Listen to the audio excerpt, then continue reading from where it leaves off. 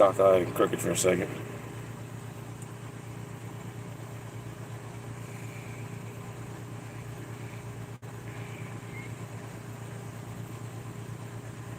Do do do do do do do do. Make sure we got sound. Yep, we got sound. Cool, cool, cool, cool.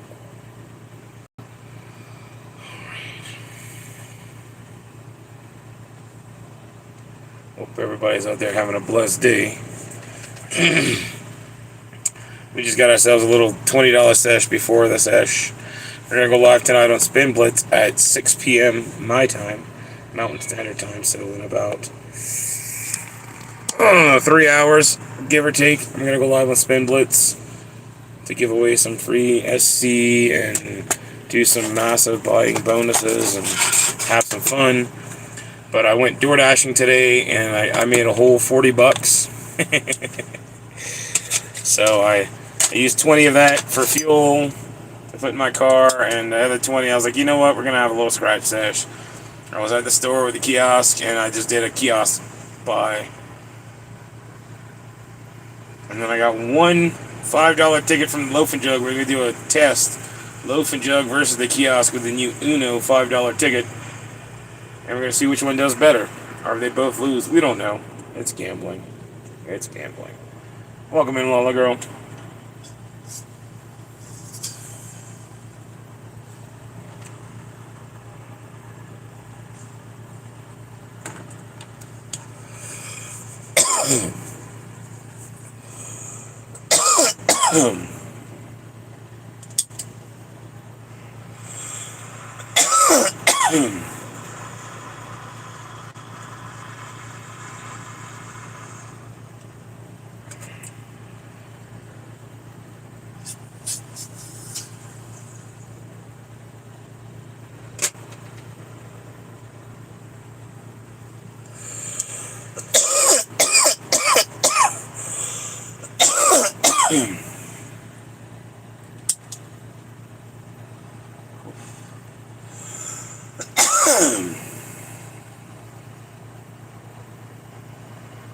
Get some water after this night's blessings.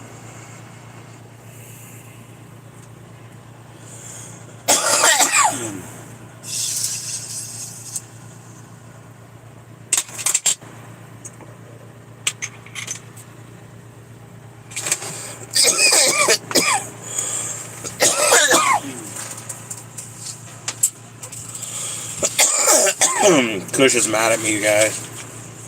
I did not call you. No. I said you're mad at me. Because I won't let him in my lap.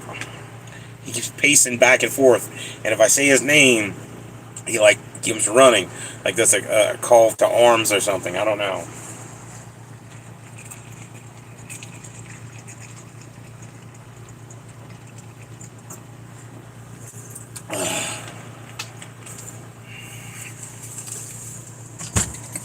He doesn't like not getting his way. Spoiled kitty.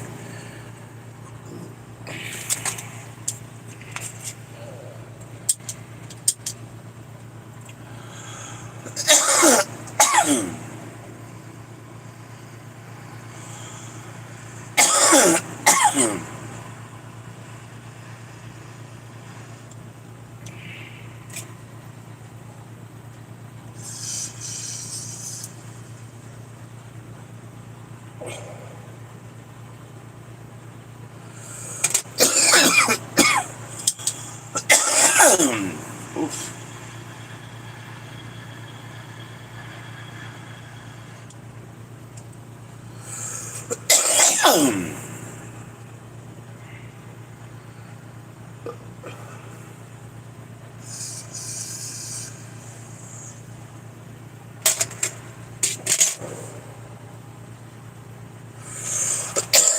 Welcome in, Brother Adam. We're going to turn the camera around, get the scratching.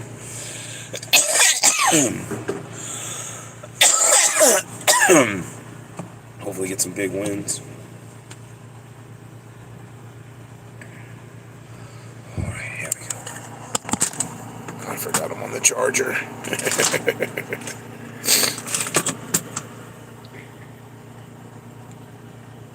Alright.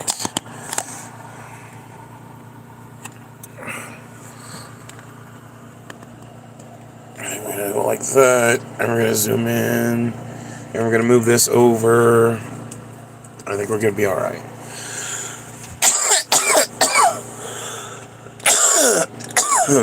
Oof, okay.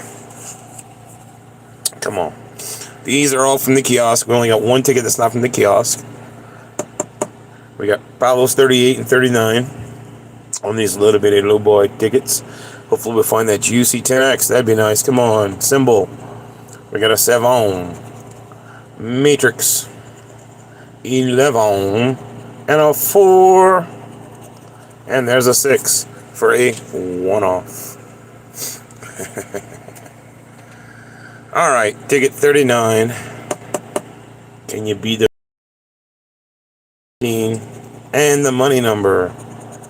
And there's 11 for a nothing. Doggone.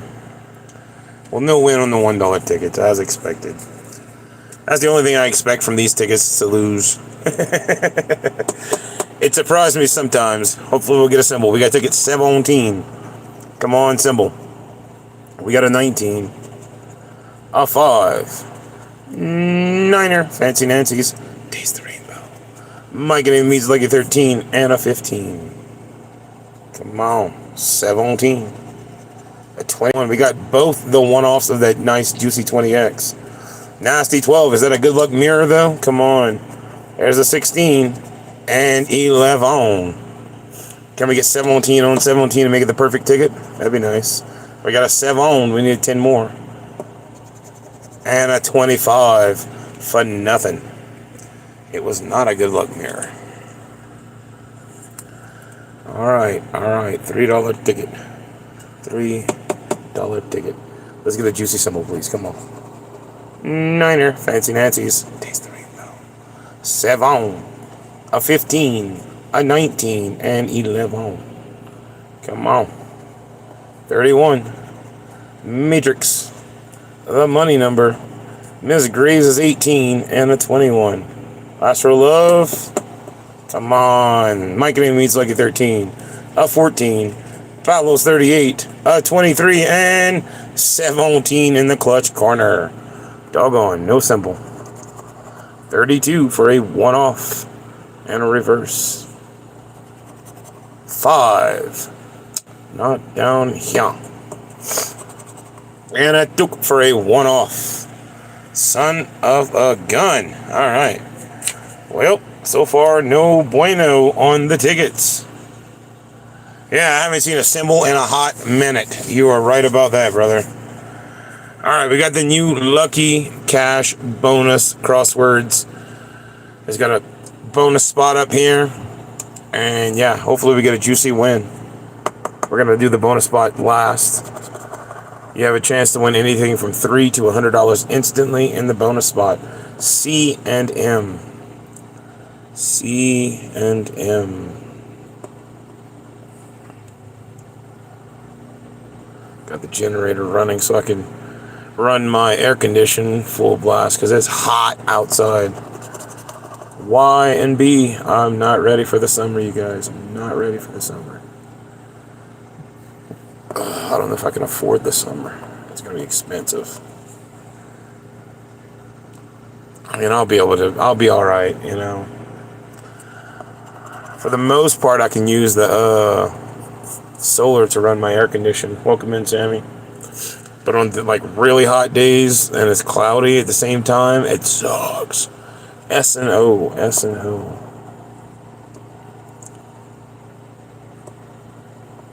So I gotta run the generator.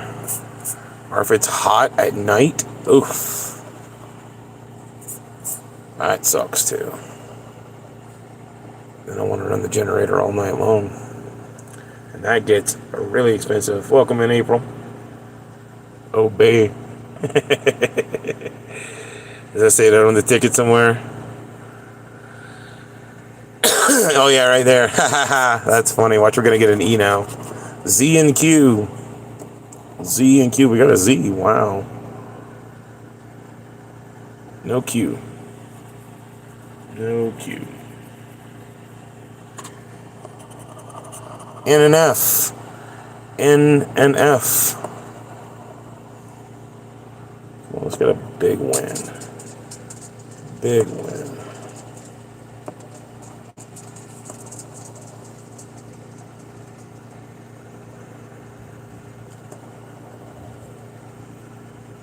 Oh, missed the N and King. Whoops. Whoopsie daisy. I found it though. Missed the C and bounce. Wow, I'm surprised nobody yelled at me for that one. That was like the first letter. Holy cow. R and K. R and K.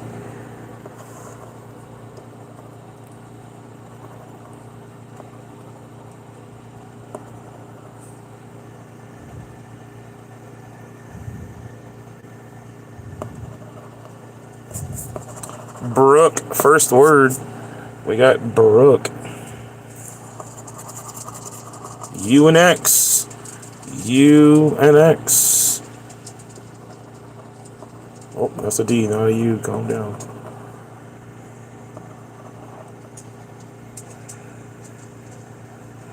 Alright. Last four. Come on. Something good. That's not good. No J in the entire puzzle, guaranteed. It's hardly ever a J. A D. A D. There's a D. There's a D that I was going to scratch earlier anyway. There's a D. There's a D. Alright, last two. Come on, something good. H. H. Alright, I don't see any H's in the entire puzzle. Oh, there's one right there. And chronic. Oh, come on, give us an I. I don't think it'll give us a win, but it would give us chronic. Here's the I. Oh, we got the A. No I. I thought we were going to get chronic. We did not get chronic. We got soda and Brooke.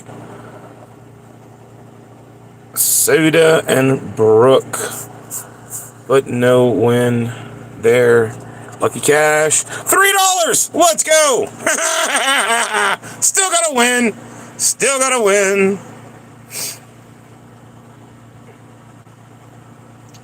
We got a $3 win in the bonus.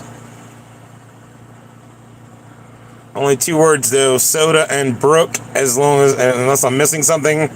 I mean, I very well could have missed something. But we got a $3 win in the bonus, so that's cool. At least we got a win in the bonus. Alright, onwards to the ticket from the kiosk, and then we're going to do the ticket from Loaf and Jug afterwards and see which one does better.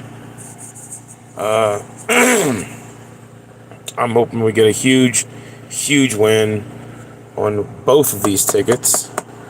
Come on. We want a blue 6. Blue 6. There's a blue 6. There's a blue 6. We got two of them. Red 2. No red 2s. Green 6. Yeah, I know. Right, Adam. Loaf and Jug. It's like the come and go, but they got rid of those. Green 6. Green 6. One green 6. Red 4. Red 4. We got two of those. Green 2. We got a green 2. Green 9. There's a green 9. One of those. And a blue 5. There's a blue 5. Green 3. No green 3. Blue 2. We got two blue 2s. A took. A blue 1. There's a blue 1. That's what came before Bluetooth. I mean, red 3. There's red 3. There's red 3. That's a bad dad joke right there. I'm not even a dad. 6 yellow. Yellow 6. We got 1. We got 2. 2 yellow 6s. Green 7. No green 7. Green 4. Got a green 4. Yellow 7. There's a yellow 7. There's a yellow 7. There's a yellow 7. Triple yellow 7. I wonder if that's lucky. That'd be nice. Yellow 9. No yellow 9. Yellow 0. We got 2 of those. Red 1. No red 1. Red 8. We got a red 8. Yellow 2. Got a yellow 2.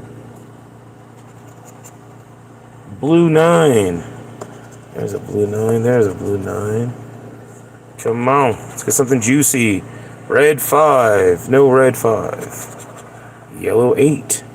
No yellow 8. We got a yellow 3 though. Yellow 4. There's a yellow 4. There's a yellow 4. There's a yellow 4. 3 yellow 4s. Come on. Red 9. No red 9. Blue 3. There's a blue 3. There's a blue 3. Green 5. There's a green 5. Come on. Give us something good, please. Green 0. There's a green 0. Alright. Come on, bonus. Let's get something. Let's get something. Blue 4. Blue 4. There's a blue 4. There's a blue 4. Come on. It can happen. Yellow 5. Yellow 5. Red 6. There's a red 6. There's a red 6. Come on. Yellow. No, blue 8. No blue 8. Come on, last chance. A blue 7. Blue 7 for a 1 off. Doggone. No win on this ticket. We're 1 off of the first one. No yellow 3, unfortunately. No red 7. No green 8. No green 1. No red 0. Doggone. No win from the kiosk on the Uno. Can ticket 51. Welcome in, Steven. Be a game changer from the loaf and jug. Let's get a win. Let's get a win. Red 7. We could have won with red 7 on the last one. Blue 7. There's a blue 7. Yellow 7. There's a yellow 7. Green 7. No, that would have been epic. All 4 of the 7s right back to back. That would have been cool. We got a red 6 though. Red 6. 3 of those. Green 6. Green 6. 1 of those. Blue 4. No blue 4. Blue 5. We got a blue 5 though.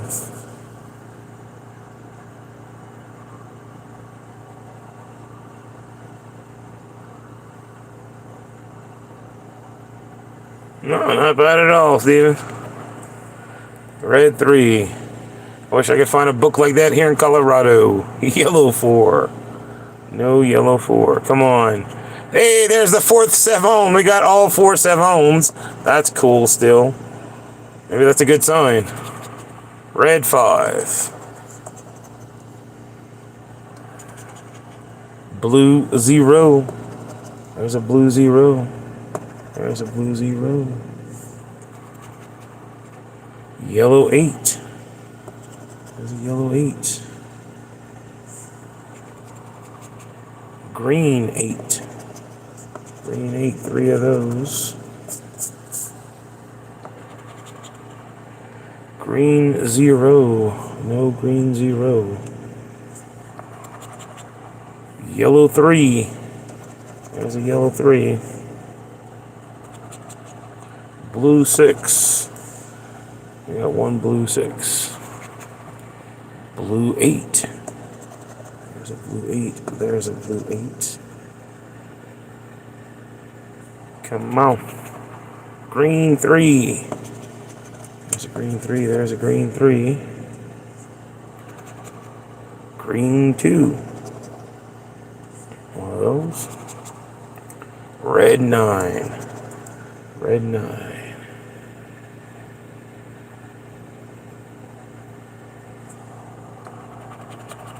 Red 1. There's a red 1. There's a red 1. Yellow 2. No yellow 2. Blue 1.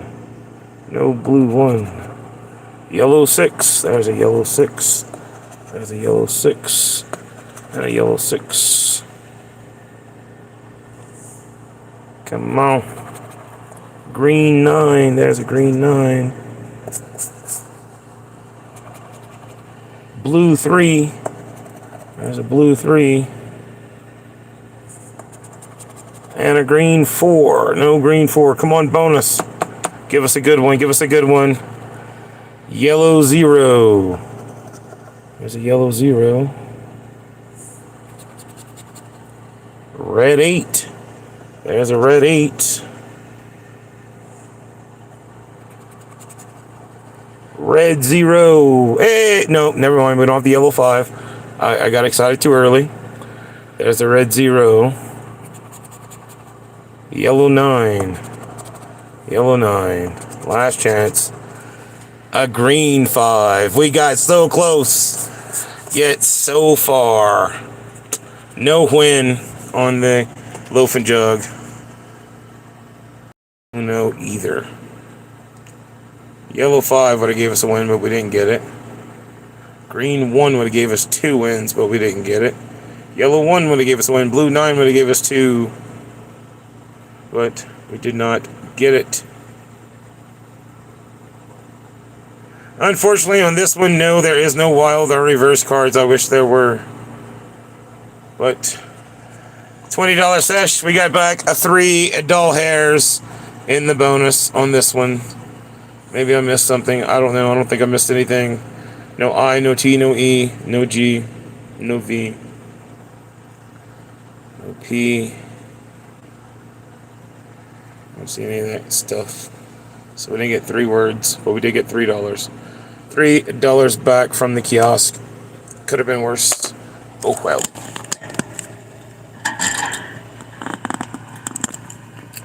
A little harsh. The ticket's been mean lately.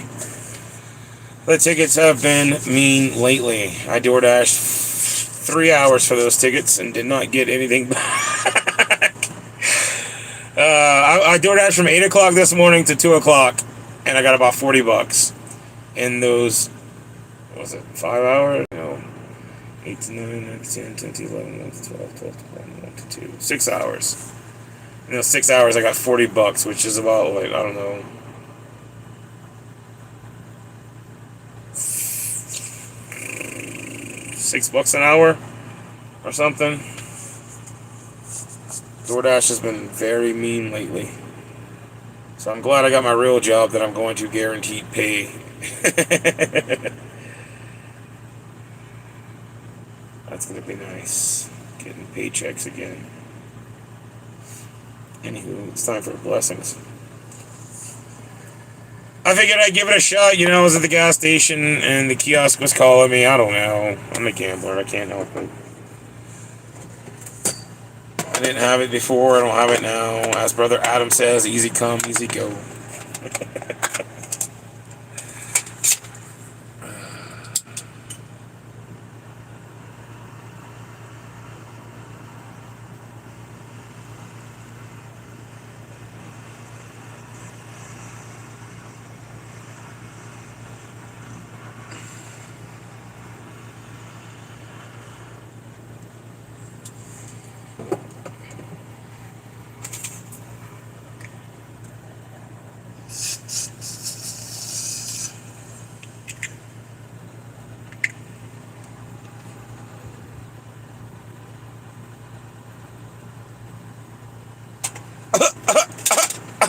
I feel that, Adam.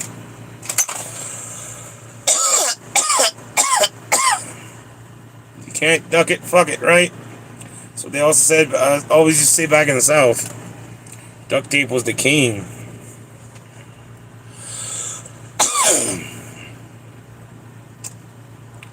I'm assuming you meant your pants. I mean, that would suck if you had to duct tape up your crotch. Oof. You'd think you would do something before that would happen. You know, that's an important thing to let burn. No, thank you.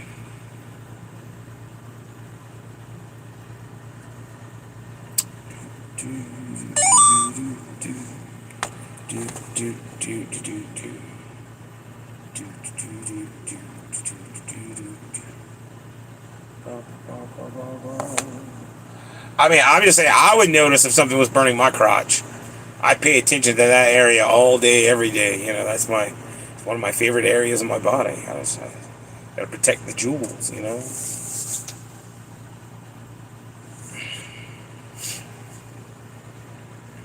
It's the only piece of equipment I'd want to wear on the football field is the cup, you know. I get you were concentrating, brother, but I mean, come on.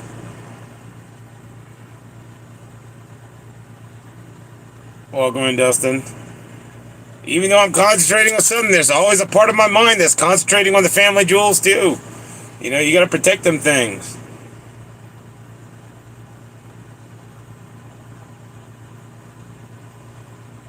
They're important.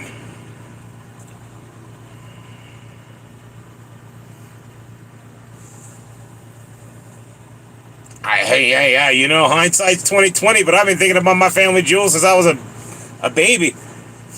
You know, they always come first.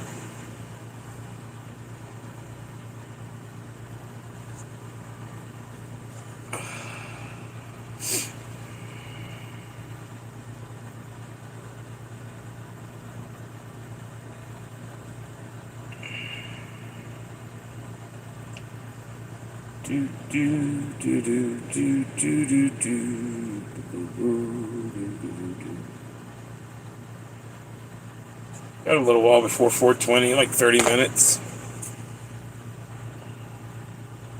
36 minutes. That's where he's gonna chill. I'll do a few blessings before 4:20, probably.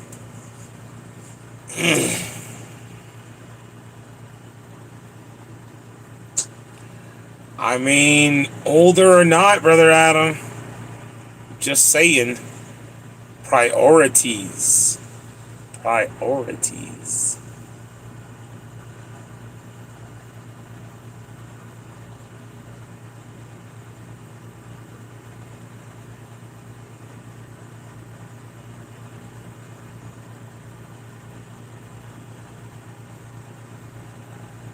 Ow!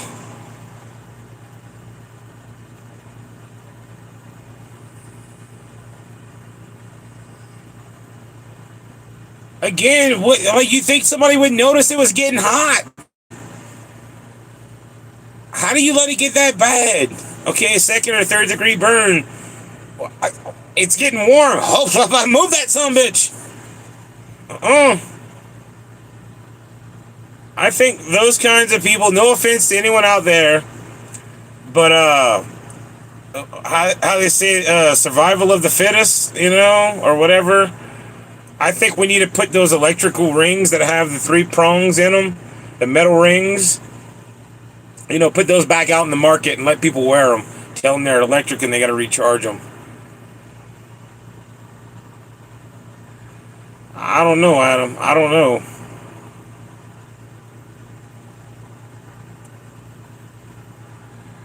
I don't know about that though, April, man. I don't sleep very well either, but man, I feel stuff when it gets warm. I don't know. I don't know.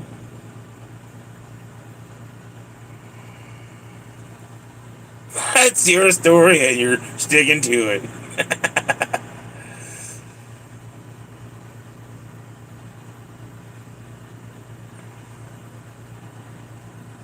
Well, that's not good, April. I've caught my hair on fire too before, but mine was because I was ignorant and drunk and I watched my cousin jump over a fire and I was like, I could do that. And I was wearing longer pants that, you know, were not fitting properly. And I took off running towards the fire. And when I tried to jump, my pants tripped me up, and instead of jumping over the fire, I jumped into the fire, and I bear hugged the log, and I rolled out with the log, on fire. My hair was on fire, and then I tossed the log back into the fire, patted myself out, got back up, had another drink. We had a good laugh about it. My cousin's girlfriend's dad at the time laughed so hard that he pulled out the special reserved blackberry wine that he had stored in the cabinet for years. He laughed so hard he said that deserves some blackberry wine. So we ended up drinking blackberry wine that night. It was pretty good.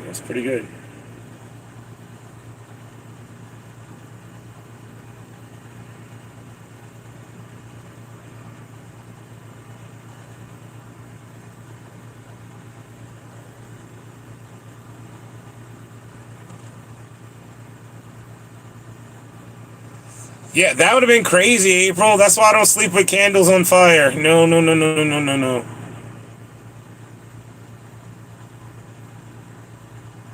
I get it, Adam. I get it. Like, I get your position. Brother. Your pants were on fire. You didn't notice, but if it got you, you would have noticed. That's what I'm saying, okay? If I got burned, I would have noticed. Yeah, it's getting hot up here. Put it out. Protect him.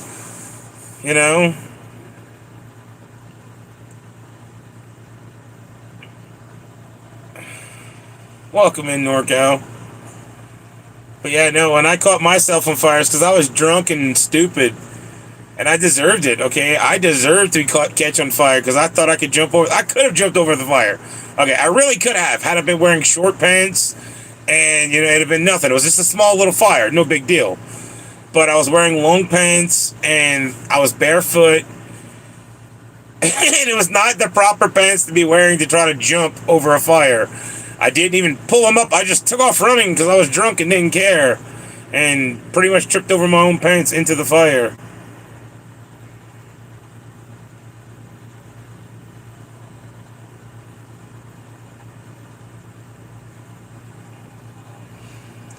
So I deserved my lighting on fire. That's what happens whenever you're dumb. Can't blame nobody but myself on that one. I have candle holders and stuff if I want to use candles. But I still won't go to bed with them lit. I will blow them out before I go to bed. I'm an ex-firefighter. I just know I've seen too much. I've been to too many house fires that started because of a candle. Like, it was just a candle. I just lit it because it smelled good, and I went to bed, and the next thing you know, they woke up to a freaking blazed room, and then we're on the scene putting out a whole house fire because somebody went to bed with a candle, and they rolled over and knocked it over, or it melted down to the point where it got hot and shattered the glass. I've seen that happen before, too.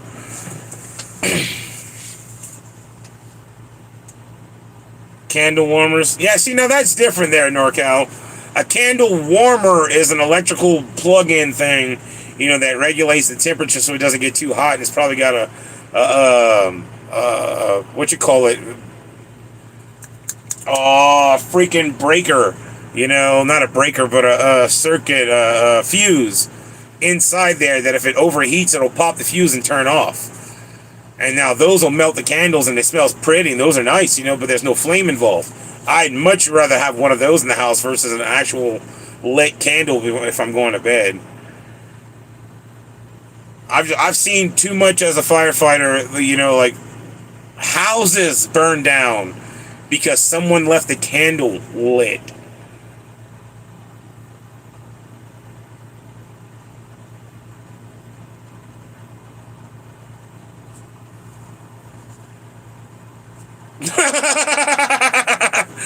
That's fair, Adam. I also feel the same way. If I smell pie, I want pie. Don't tempt me. Don't tempt me with pie and then have no pie to satisfy the craving that you now induced. Cravings are real, people. Cravings are real.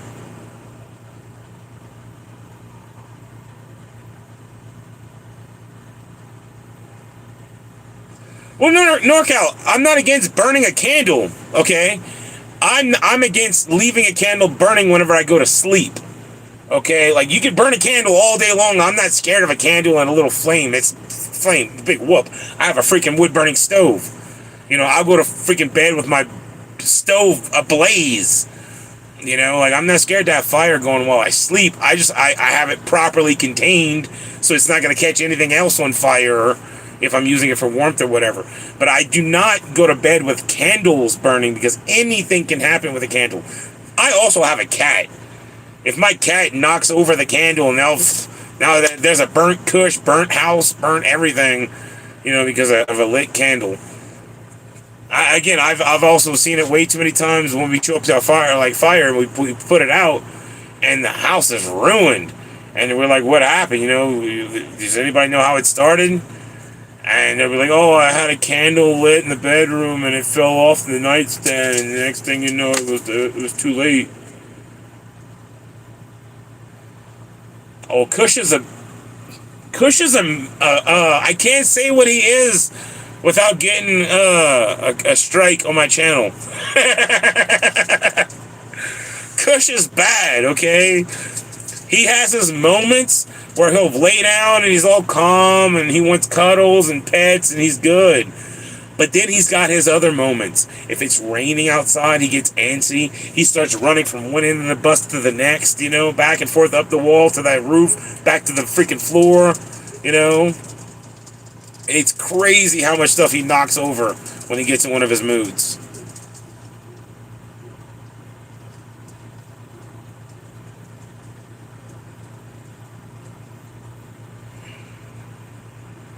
Oof. I feel that, April. Well, same thing with me. Okay, I've got 3 exits on the bus, if necessary. One behind Kush's cage over there. It's a big old window. I got one right here to the side of us. It's a side door. And then I got my main entrance that I get in and out. But the only one that's not locked is my main door. Because these stay locked in case of, like I don't want people breaking in. You could probably break into these doors and that window if it wasn't actually locked. It would just lift up from the outside and then bada bing, bada boom, you could do whatever you want. I'm pretty confident this one's locked. Or not, maybe not.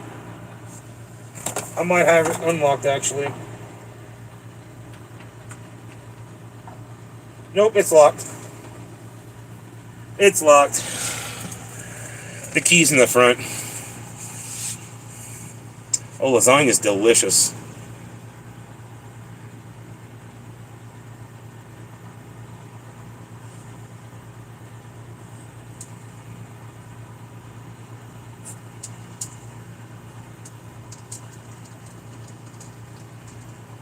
Yes, I agree, Adam. I agree.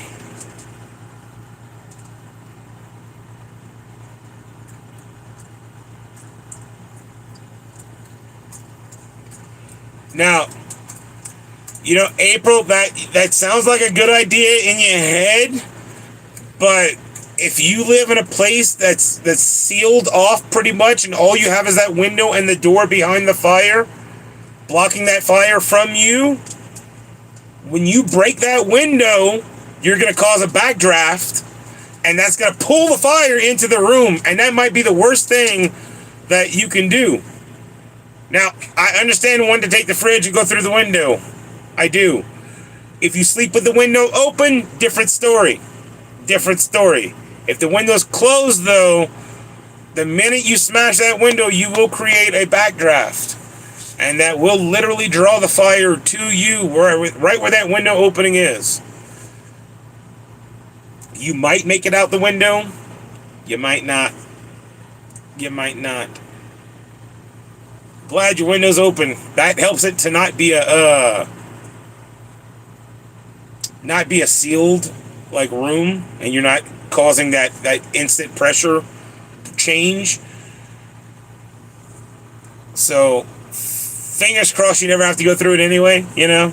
But a lot of people don't realize that when they sleep in a room and their windows are closed, if you break that window, it'll pull the fire to you because it sucks in the oxygen from outside. And that oxygen is like fuel. And that fire goes, hey, we want fuel. Here we go.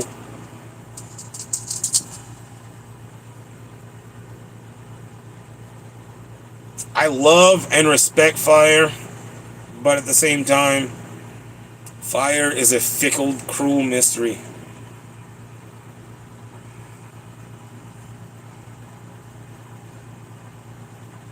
Well, nobody wants to leave without their fridge, Adam. I mean, I don't want to leave without my fridge, and it barely has anything in it.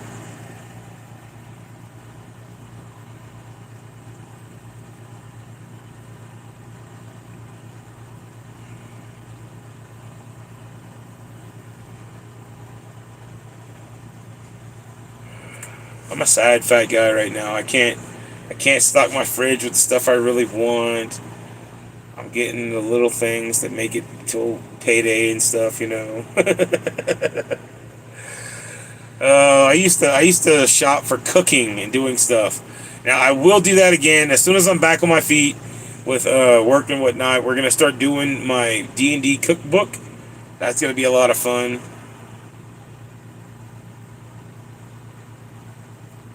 The fridge is heavy and wider than your window. I mean, if you can pick it up and throw it through, it'll make it through, and good for you.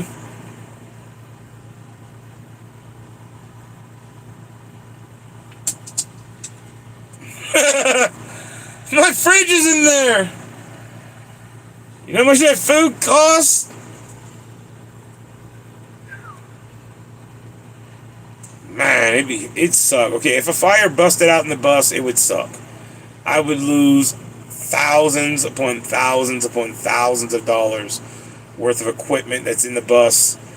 I have a lot of equipment in here, from cameras to computers to freaking my freeze dryer, my all my machines in the front. I've got ice cream makers. I've got all different kinds of stuff, you know. So that would suck.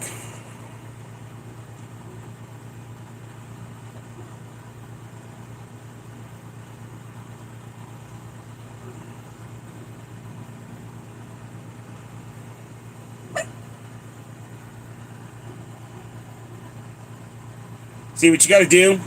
If the fridge is big enough, you got to open the door and put the fridge up against the wall and run into the fridge so it goes through the wall with you in the fridge. So when the fridge hits the ground, you're protected. And then you don't get, hurt from the flames if it does backdraft on you.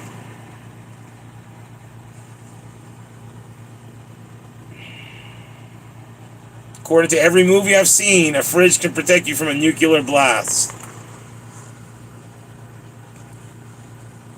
That's movie logic, and that's got to be real. You mean, if you can't believe movies, what can you believe?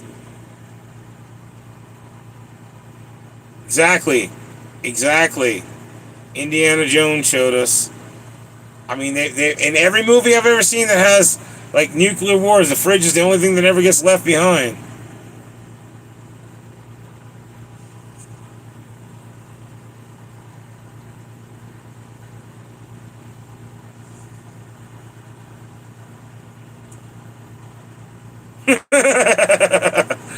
You're funny, April. You're funny. You're funny. Yeah.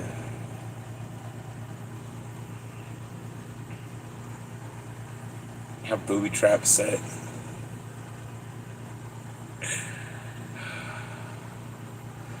Don't make me get my vacuum.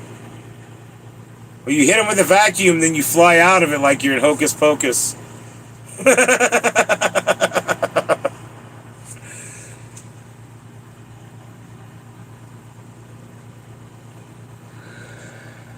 What's your face? Catherine Nagimi, or whatever her name is.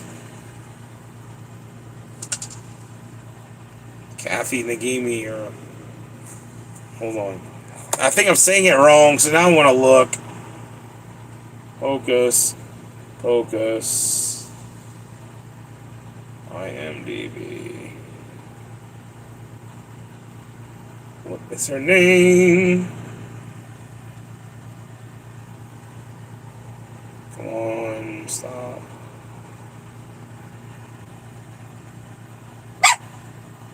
Oh, that's Catherine Najimy, I guess. Not Nagimi. Nijimy. She plays the Mary Sanderson. You wonder if it's a Dyson? Not a sponsor. You're right. You're right. Not a sponsor there, Lala Girl. Not a sponsor. Not a sponsor, Adam says. You're right, though. No. It might be a Dyson. I keep a Dyson on the wall. Now, if I hit you with my Dyson, it's not gonna feel too pretty. My Dyson's a little crusty there. I should clean my Dyson. Ew. Some cleaning cushions enclosure. But if I hit you with this, it might hurt. It's gonna feel like a bee sting. But it would suck up all the Look, I could kill somebody with a Dyson and then clean it up with it afterwards. That's how confident I am with the Dyson. Like, you could smash them on top of the head with it, and then clean it up afterwards. Yeah, you keep a Dyson on the wall for self-defense. That's just common sense, Adam. It's common sense. If you gotta clean up your mess, you don't want to go to jail for the mess. That's how you go to jail. You get caught if you leave evidence. Clearly.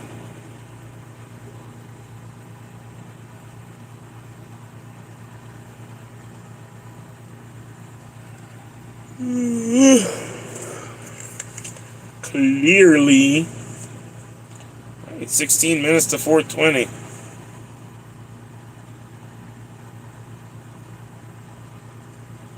You should definitely get a Dyson there, Adam.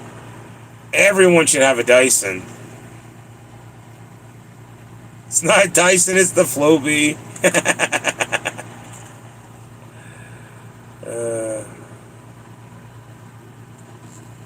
Exactly, April. That's why you gotta have yourself a Dyson.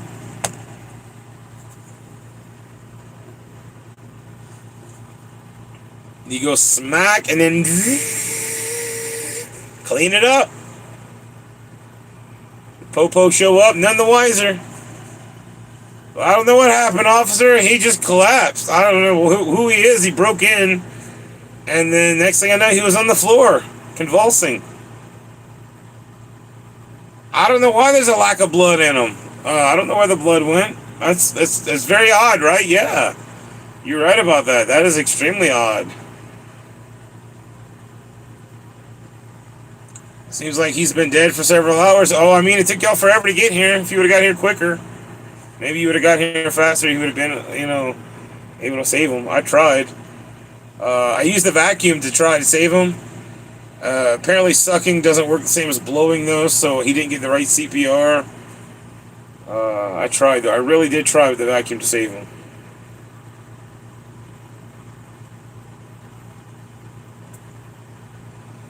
If you're out there menacing the public with a vacuum, you have to respect the consequences. Yeah, you're right, Adam. Could you imagine, though? You kill somebody with a vacuum, and then the police ask you why the vacuum's got blood on it. You tell them, well, I tried to do CPR. I put the vacuum in blow instead of suck mode, but it didn't work.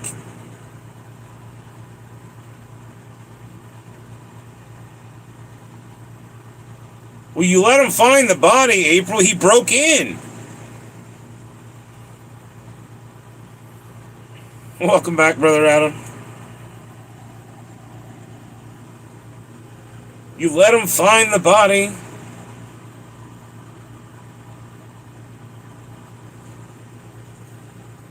He's just got a lack of blood. You clean up the evidence, and you tell him to use the vacuum to try to give him CPR. Because everything is CPR nowadays. You got shot with a gun, I'm going to give you CPR. Pacow. 1, 2, 3. Stay with me. 1, 2, 3. Stay with me. I mean, it's the dumbest thing in the world. I've seen some dumb things, but man, they try CPR as the first thing for everything nowadays. Like, that's the ultimate life-saving tool is CPR. For certain freaking occasions, yeah. Not getting shot by a gun. Not getting hit by a car.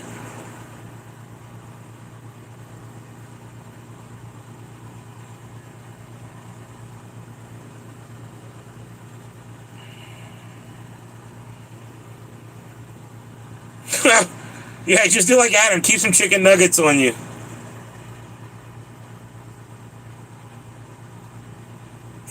You're just wildly on the sidewalk, swinging a vacuum like it's you got the cord. You know, you swinging it by the cord, so the handle it becomes like the weapon going around.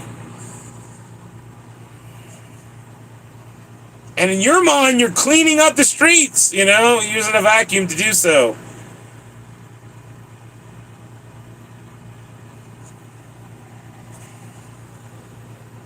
Call yourself the clean sweep lady. Swinging the vacuum around.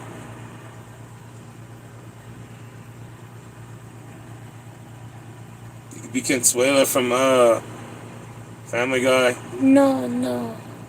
I need more lemon pledge.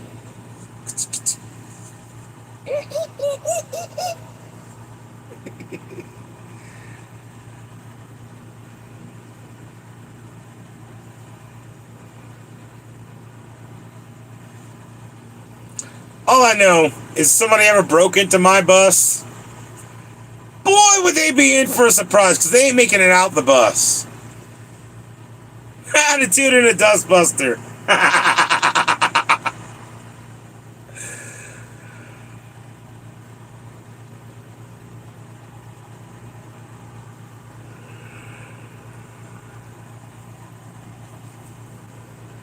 See, you should just look like me, April. Nobody bothers me when I walk on the street.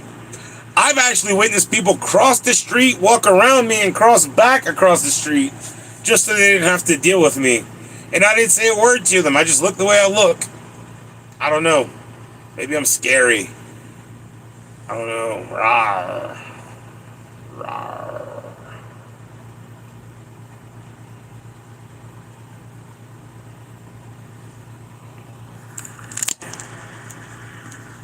Just walking around the street going rawr.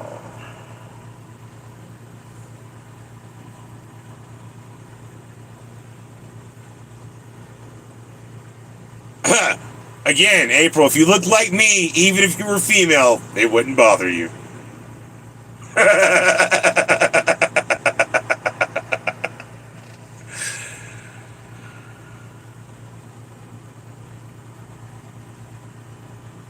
I got a couple cousins that look just like me. You know, manly as hell. Could grow probably better beard than me.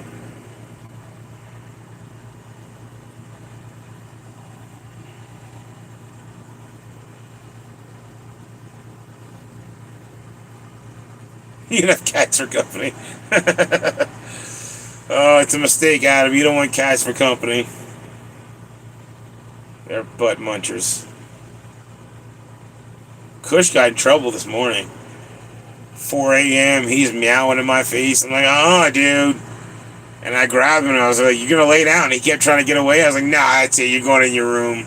And I put him in his room and closed the door and he got mad. And I was like, "I don't care. Go lay down."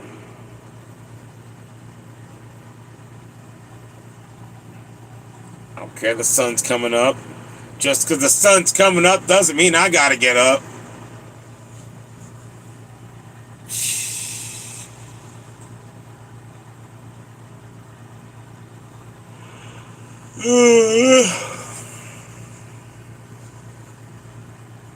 I'm not gonna lie, this whole not sleeping on stuff is getting old fast.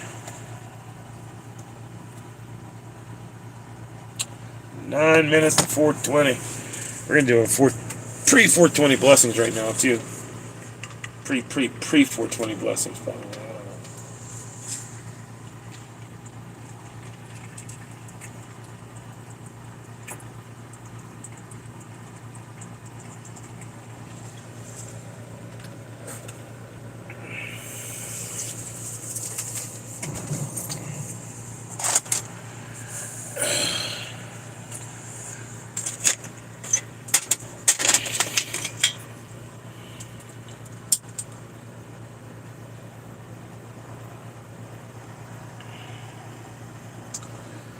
I've had a possum before. I had friends that had raccoons. Raccoons are fun, man. They're just like cats, except they can grab stuff with their hands, and they're really cool. Possums too. Okay, a possum too can grab stuff with their hands. They got little opposable thumbs. Don't let them fool you. Don't let them fool you.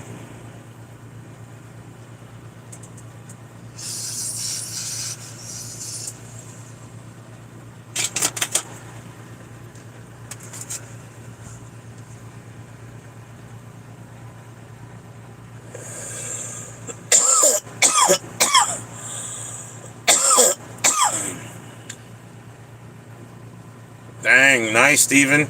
Congrats. I haven't done well on Pulse or anything in a long time.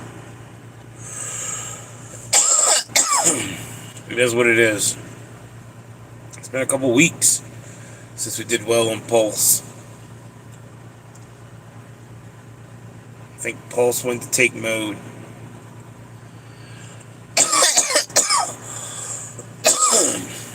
It is what it is.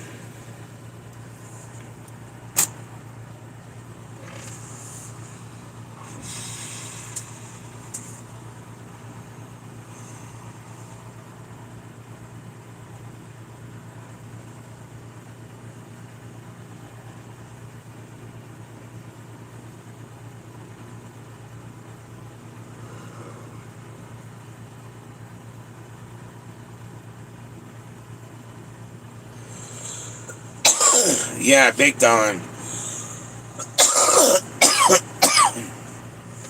Big time took our money last night. Quick, too. It didn't even flinch. It was just like, hey, thank you, thank you, thank you, thank you. All right, some more, thank you, thank you, thank you. I'll take that, thank you, thank you. And it was gone.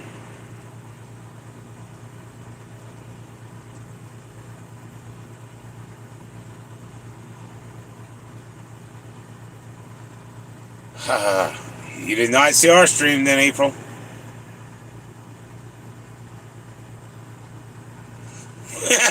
Yeah, you didn't see our stream. It was not nice to me yesterday. Ooh. I don't think we got any line hits, really. We got, like, almost nothing. Straight down. I think I got one bonus playing from Miss Graves after, Duckopoly, and then that went quick.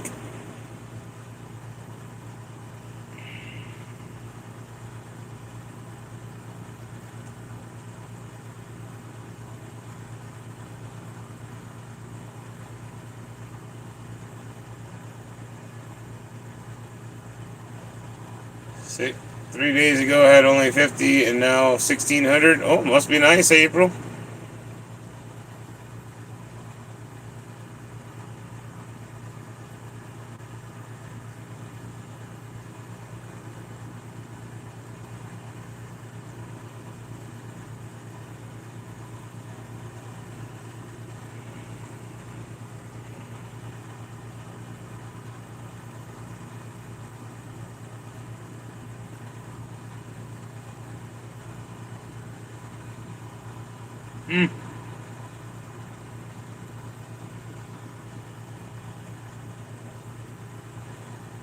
Again, I'm not that lucky.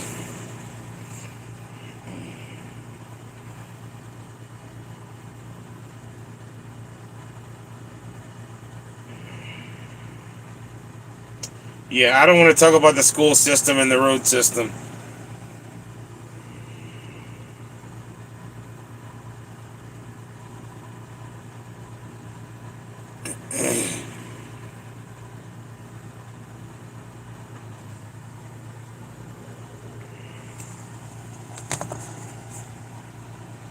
Four minutes.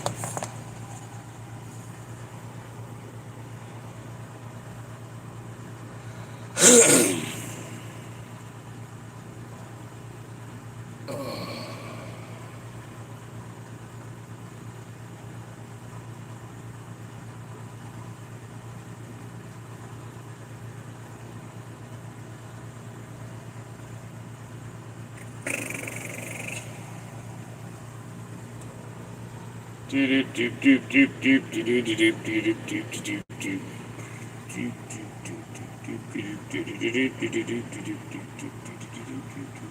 get in trouble for singing this Mario theme.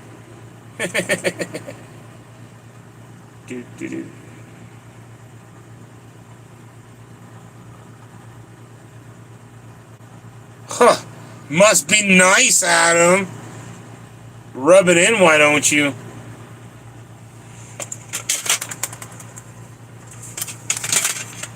Still 427 in town. I think it's 479 in Denver. Some places almost $5 a gallon.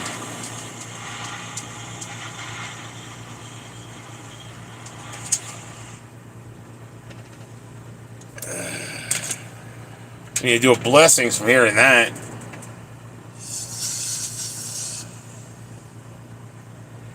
I gotta calm myself down. He just made me mad, you know. I wish I could get $4.06 a gallon. Just joking.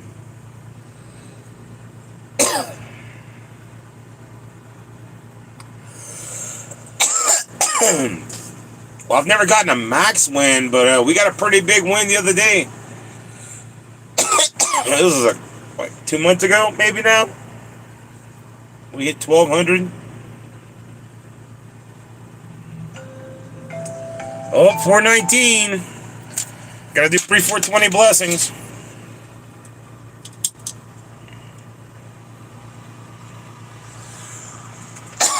Living that good Maryland life, huh, Adam?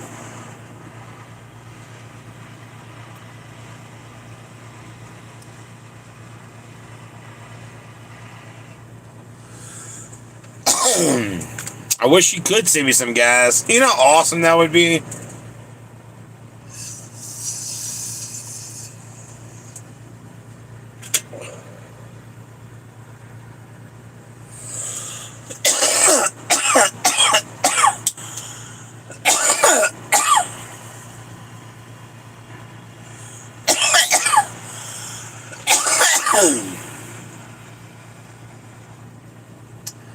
Happy 420 from Colorado.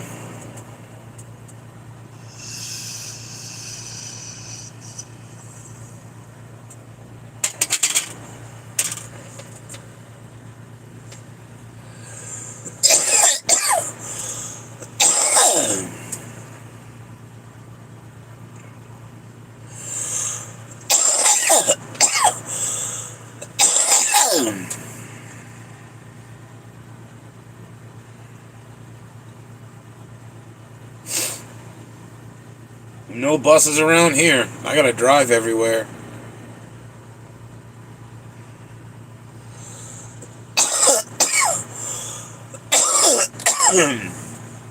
Oh, I can't lie. I do like having my own little space.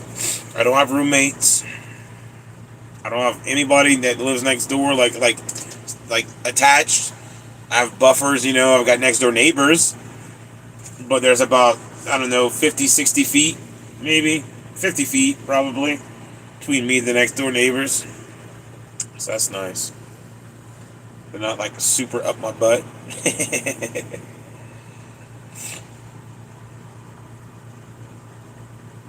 Oh man, that sucks, Steven.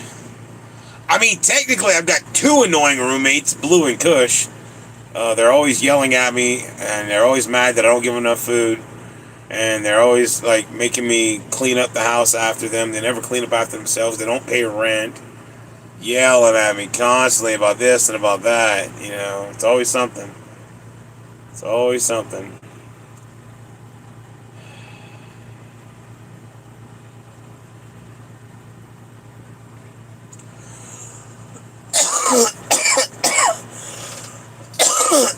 Half the time they eat better than I do.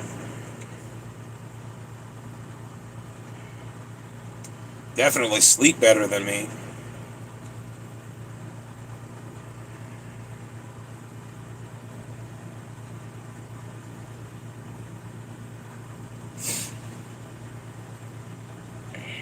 Duct tape fixes everything.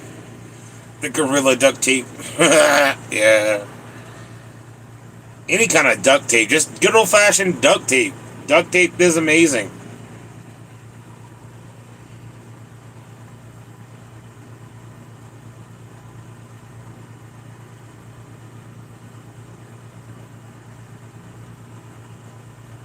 Ew, that sucks, April.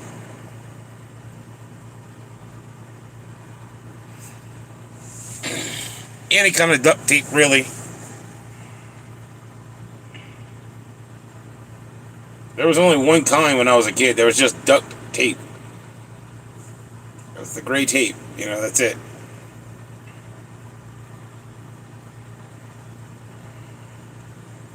Now there's all different kinds of brands of duct tape and stuff, and I'm like, what the heck?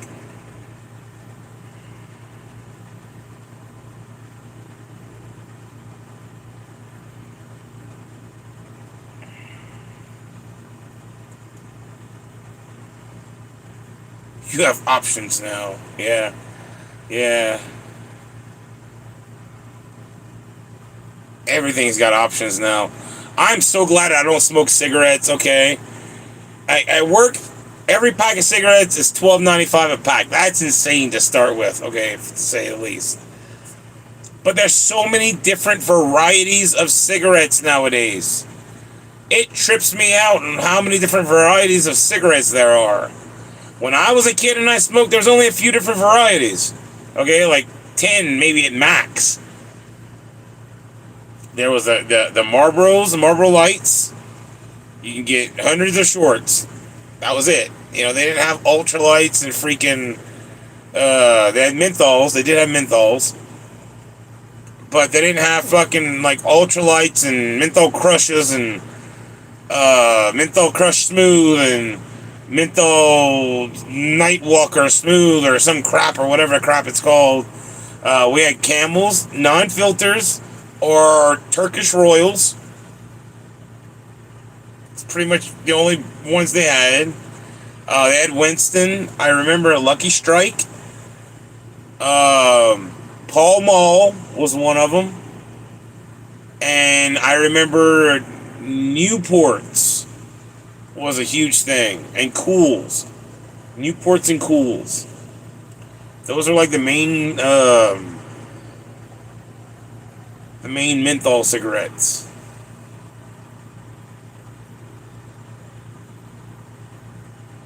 But now they got like 8,000 brands of cigarettes. It's insane. And they're all 10 times as much as they used to be. Because when I was a kid, it was $2 a pack. It was like $2 to $2.50 a pack for a pack of cigarettes. Now they're $12.95 a pack, and that just trips me out. Oh yeah, now they got American Spirits and all the like. There's like 8 different kinds of American Spirits alone.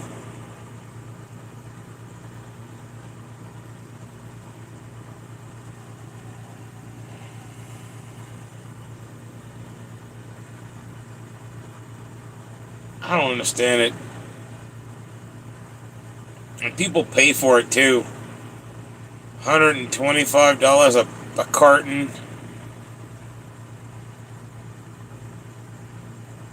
Mavericks. Yeah, that's another one. I'm glad I don't smoke cigarettes. I smoke marijuana, but that's about it.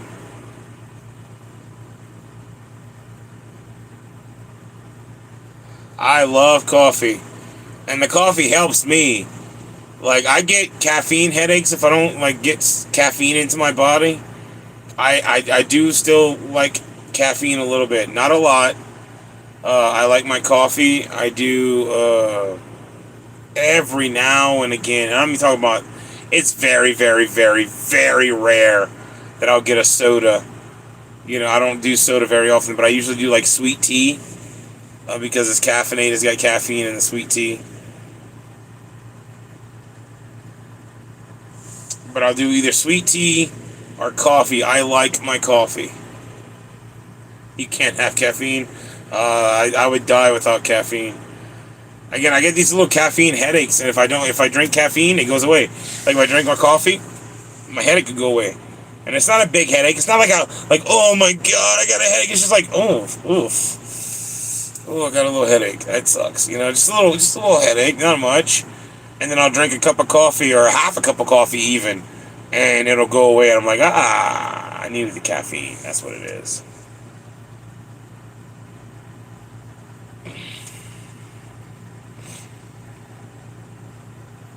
But I'm not a huge fan of soda anymore. I used to drink a ton of soda when I was fat.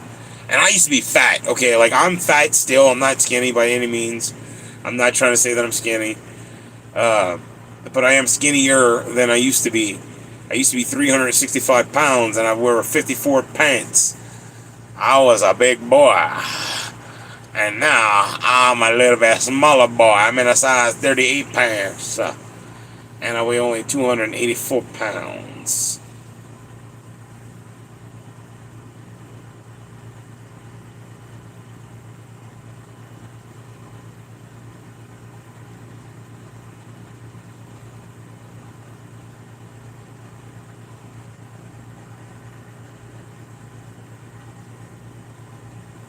I feel that, April. I feel that.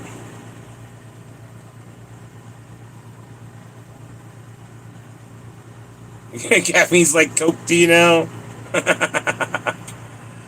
For days. I feel that. I feel that. I drink a little bit of coffee. Not a lot. I don't drink a lot of coffee because it messes with my stomach. It'll make me have to use the bathroom too much if I drink too much coffee. But I do like a good cup of coffee. And it can't just be any coffee. I same thing with sweet tea. It can't just be any sweet tea. It's got to be a good sweet tea. It's got to be something that tastes good. Same with the coffee. It's got to be a good tasting coffee. I can't do the nasty stuff. Ugh. Like, I won't touch Starbucks. That is disgusting. Ugh. That is disgusting, man. That's one of the most horrible coffees I've ever had. My favorite coffee at the moment is Community Coffee. Well, it's always been Community. You can go to their website, order straight from them. They have amazing coffee, and it's not that expensive either. It's only like $8 a pound. It's not expensive at all. And they got different flavors. You can get one that's called Parade Route, and it tastes like a Carnival King cake. You know, those ring cakes. Their just normal breakfast blend is amazing. Their dark roast French blend, absolutely amazing. Community Coffee has the best coffee that I've ever tasted, hands down, in my opinion. Second to them is Death Wish Coffee. I really like Death Wish Coffee. It's a really strong, good coffee flavor. So like hints of cherry and other notes of chocolate and stuff like that in there too. It's really, really nice coffee. I don't really care for Folgers or Maxwell House or any of that other crap. I don't like Starbucks. I don't like McDonald's, Burger King, or any of those other fast food places. They all have nasty tasting coffee. I do like. There's one in Denver. It's called Dazbog Coffee. I think it's a Russian blend of coffee or whatever. I think they get the beans from Russia or something. I don't know. I might be misspeaking, but it's called Dazbog, I believe, and it tastes all right. And there's another couple coffee places like Huts that I like to go. Mickey D's. Oh god, that's horrible. Do I have an app for one? There's a place that I used to go. Let's see if I got an app for it. I don't think I have the app anymore. No, I don't have the app anymore.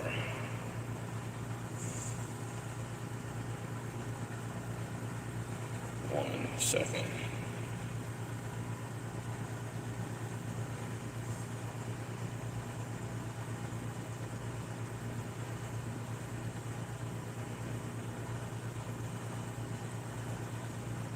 There's a ton of coffee places in Colorado Springs. I don't know if they're actually good or not. I've never been to any of them except for like one. And the one that I'm looking for right now because I can't remember the name of it. But as soon as I see it, I'll know it. And it's like a drive-up coffee little hut. You can't go inside. It's just you can either walk up or you drive through.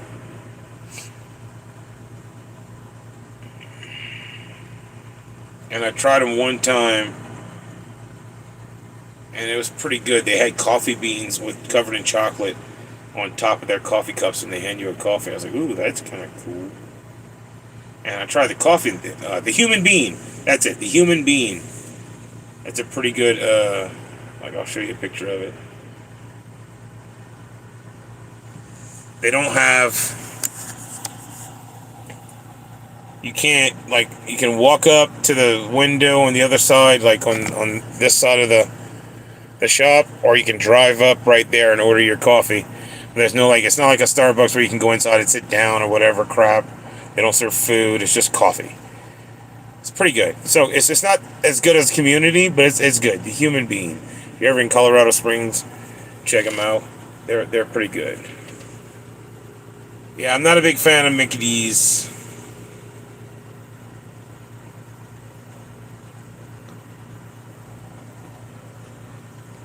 I can't do decaf either. The whole point of coffee for me is the caffeine. The whole point of the coffee is the caffeine. Oh, I've tried this one too, but I didn't try them in Colorado Springs, so I don't know if they're good or not here.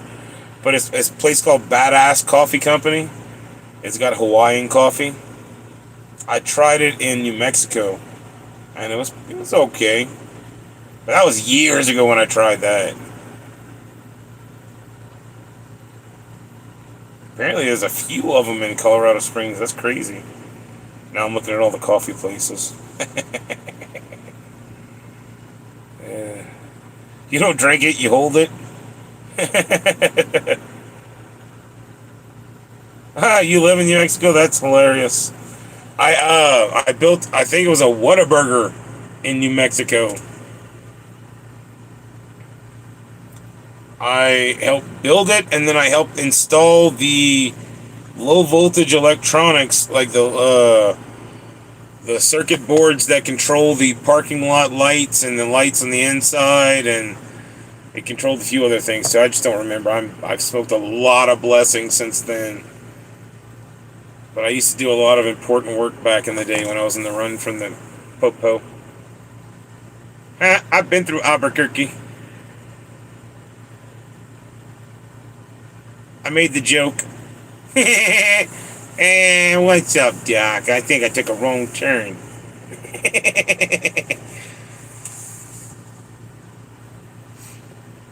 I think that's my favorite Bugs Bunny joke, that he took a wrong turn in Albuquerque.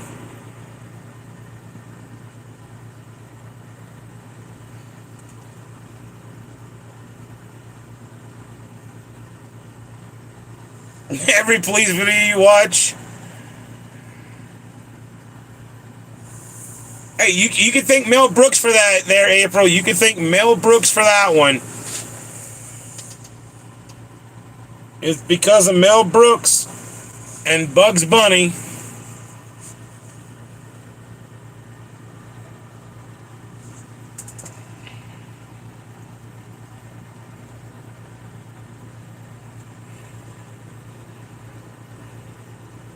I think it was Mel Brooks, what, right? It was Mel. Hold on. Now I'm second guessing myself after I said it. I know it was Bugs Bunny that said he took a wrong turn in Albuquerque, but I want to say it was Mel Brooks that Mel Blanc. It was Mel Blanc, not Mel Brooks. Mel Blanc. I didn't even have to Google it. I haven't even Googled it yet. Mel Blanc is the voice of Bugs Bunny. You can thank Mel Blanc for that one. Yes, Blanc.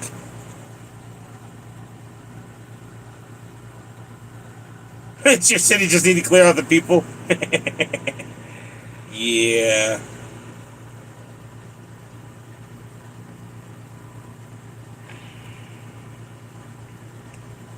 Yeah, Bugs Bunny. Yeah, what's up, Doc?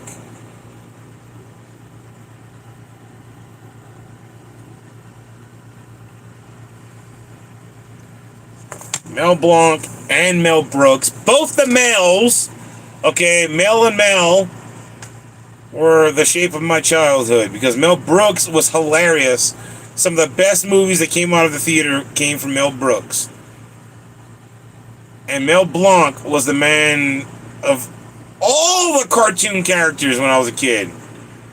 You know, like he was like the voice of everything on freaking Looney Tunes and stuff. History of the World Part 1. That was good. I liked Blazing Saddles and Spaceballs and freaking what's that other one? God damn it. The more he goes off into the world and he gives away his millions to pretend like he's a freaking homeless dude. Damn it. Can't remember the name of the movie, but it's a good Mel Brooks movie. It's a good Mel Brooks movie. All the Mel Brooks movies are good. He's got a few of them. Apparently they're making another Spaceballs. That's awesome. I can't think of the name, but he switches, like he takes a bet with his lawyers, and his lawyers screw him over, and they give away his company and all his money. And he's on the streets and he pretends to be homeless, and then he ends up like liking this chick and whatever. It's a really old movie, but it's good. It's a good movie.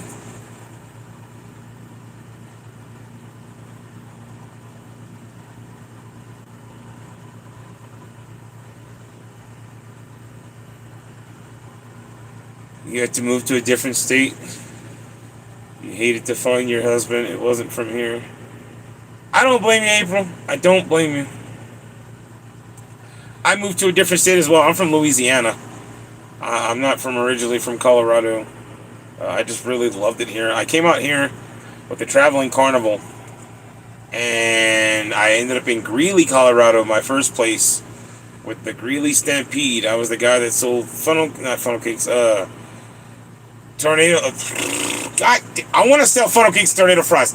I sold pork chops on a stick, smoked turkey legs, and elotes in a cup. That's what I sold whenever I worked for the freaking Greeley Stampede and the carnival. And I sold cotton candy sometimes. And I wasn't really good at doing the caramel apples and the candy apples. Yeah, no, they don't sound like this in Colorado. It's kind of crazy. It's kind of crazy.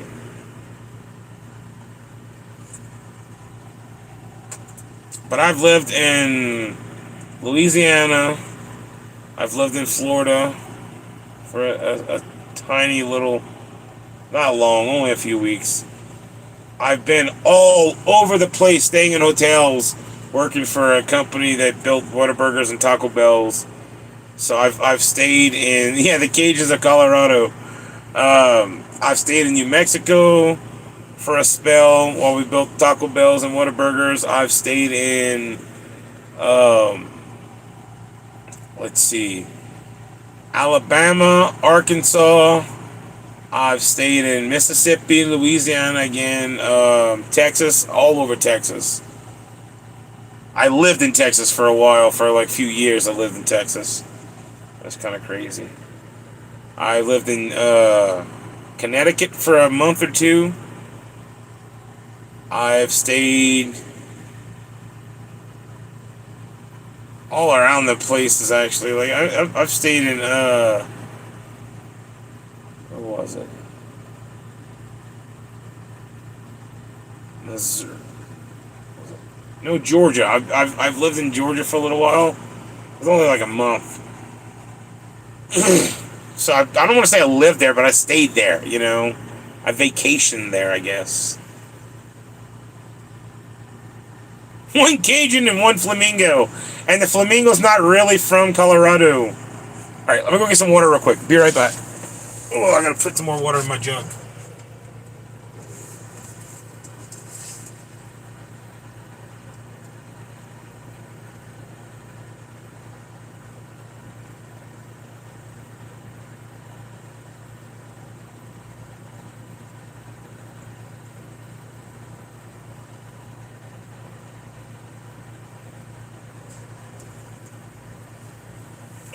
Ow.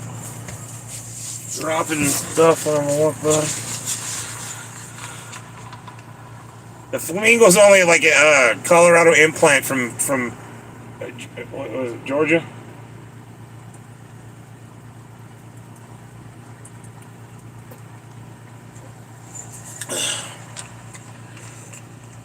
He's a Georgian implant.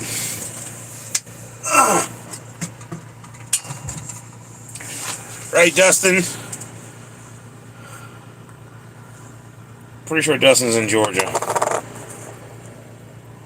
don't think he's in Mississippi, that's for sure. I know brother Mike was in Georgia for a little while and he moved to Florida.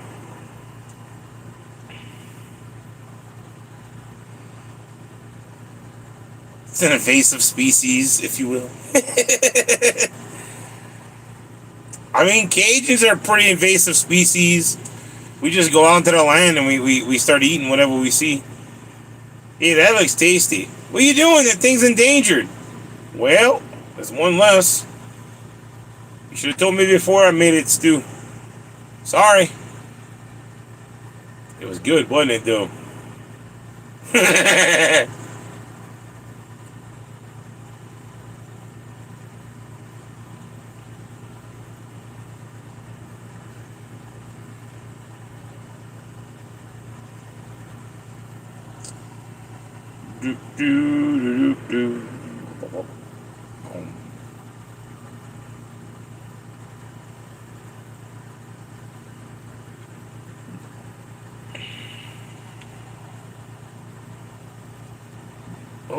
Oh, burpee.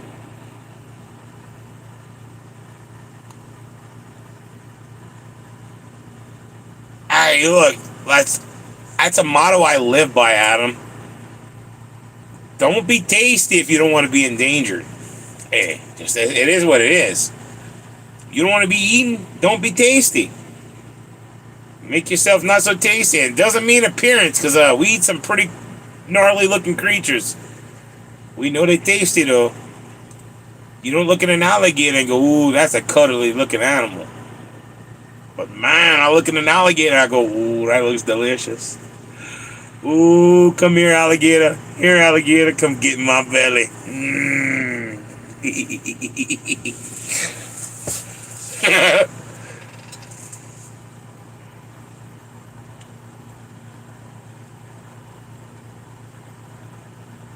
Most people see turtles and they go, ooh, look at the little turtle. Us Cajuns, we see turtles and we go, oh man, that could be a good sauce piquant. Oh, coubillon. Ça, c'est quelque chose, man, that I'd make a turtle coubillon in a heartbeat. We pull up fish out the water, it got teeth like a human.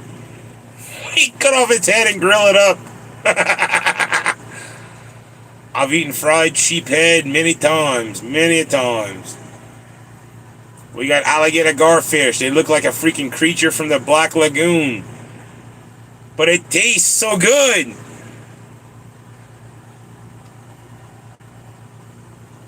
It's just... You see a crab, a blue crab. You don't think, oh, that looks delicious. I do. People see crawfish, they go, oh, that's creepy looking. And I look at crawfish and go, oh, I will salivate, you know. I would drool all over myself over some crawfish. Speaking of crawfish, in 2 weeks, if I can afford to order some, I'm ordering some crawfish because it's crawfish season, peak crawfish season right now. So it might still be available in 2 weeks. And if I can afford it, I'm ordering some crawfish. I'm going to do 10 pounds. I'm just going to eat it. I don't care. I might save a little bit like I did last time. Just to have it twice. But man, I want crawfish again so bad.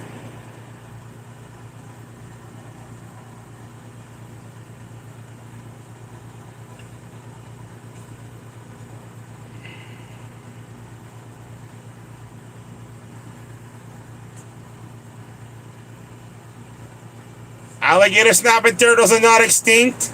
Don't let them fool you.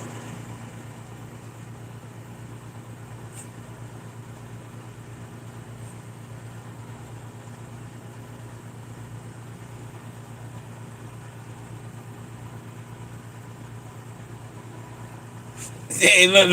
Alligator snapping turtles are not extinct. Just go to Louisiana. They're not extinct. There's tons of alligator snapping turtles in Louisiana, and they will eat your ass. And I'm not talking in a good way. They're big, they're mean, and they're vicious, and they will bite their shit out of you. And I've never personally been bitten by one. Luckily, I've never gotten close enough to let them to their mouth to let them bite me. I've always grabbed them by the shell and picked it up and moved it. We eat those mofos. It tastes delicious. Again, make a delicious sauce piquant or coubillon with an alligator snapping turtle. But they're not extinct and they're not friendly. You do not want to pet that turtle. And you lucky if you stepped on an alligator snapping turtle that you didn't lose a toe or a foot, depending on how big it was. Just saying. There's a reason why I don't want to walk barefoot in the water in Louisiana.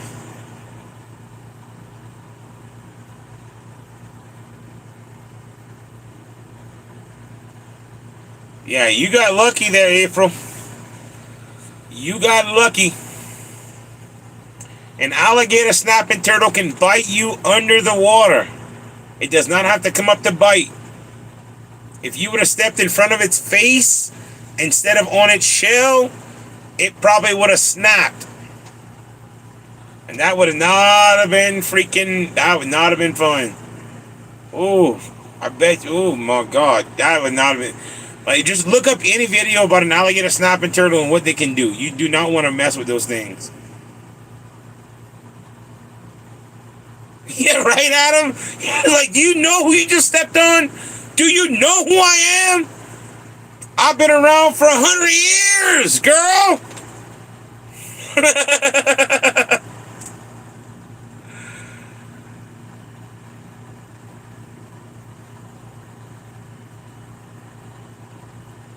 I'm not even kidding. Alligator snapping turtles are mean, yeah. Mean little buggers. And they get big. I'm talking massive big. And they're not extinct. They're all over South Louisiana.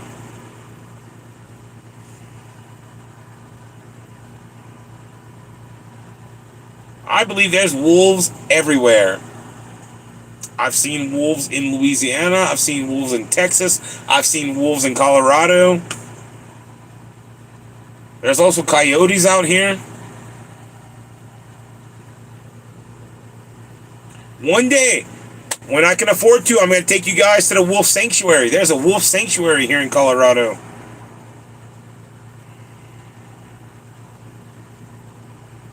You're one, but you wear sheep's clothing. I feel that, Adam. I feel that. I'm a Cajun in Colorado clothing. That's what I do. I try to blend in out here, and I don't do very well. But I am a pretty good stoner, so they believe me. And I walk around in shorts and a t-shirt, so they think I'm from the north. So I kind of blend in the wintertime. In the summertime, though, not so much. Not so much. I don't do too well in the summertime. I sweat. I start taking clothes off. I start getting in the territory of being put on a list that I didn't want to be put on.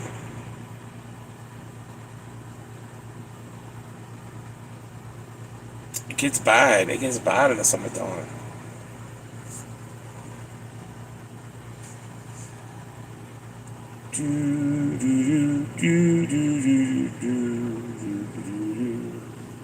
But no kidding, everyone. No kidding.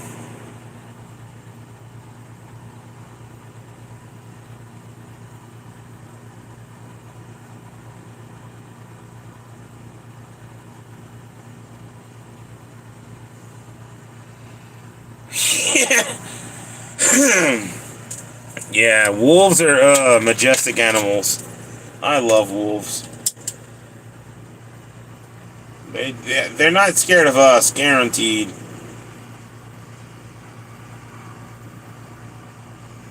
When I was a kid, we had an Alaskan Siberian white wolf. She was a beautiful animal. Like, absolutely gorgeous. Pure white. Pure white. There wasn't a speck of color on her. You'd almost thought she was albino.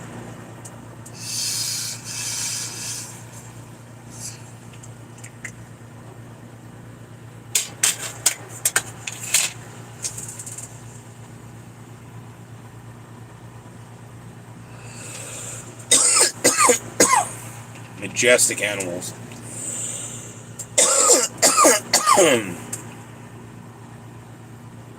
But yeah, I know. There are all kinds of creatures. I've even seen a porcupine in the wild here in Colorado. I was going to do a DoorDash from Lyman, Colorado, and it was about 8 miles outside of Lyman, Colorado, off a dirt path and some house in the middle of the sticks. Okay, and I'm going down their driveway, and I go to open my door, and there's a porcupine walking by my door, and I'm like, I'll be damned. I never seen one of those outside the zoo before. Just a random wild porcupine just walking by my car. Big old quills, too. It was huge. But you don't expect to see something like that in the wild. I couldn't catch him, Adam. He had a lot of quills on him. He was prickly. It was like trying to pick up a pine cone. He didn't let me pick him up, though. I was trying to get his belly. I was honestly trying to get his belly, but he didn't let me pick him up. He never let me get to the belly. He balled up and he had those prills. And he was real prickly.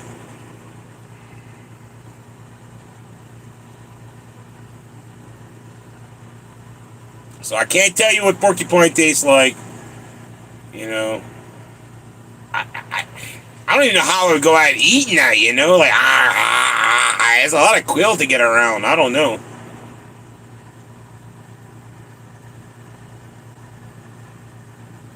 I know that now. Like you said, hindsight's 20/20, Adam. Gosh.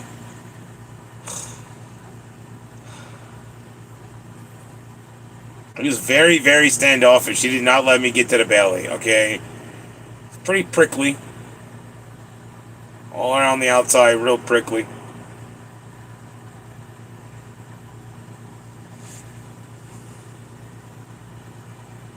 I tried to get the belly, you know.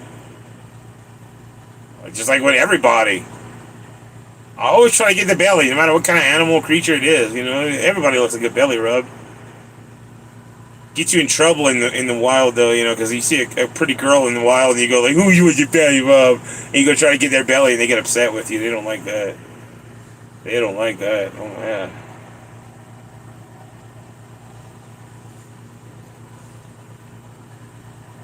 Oh, you always got to try for the belly there, Adam. Always got to try for the belly. Turns out a lot of people don't like you when you get their belly. They just get your belly. They don't like it. They don't like it when you go for bubbles, you know. I mean, that's how we get Ricky calmed down all the time.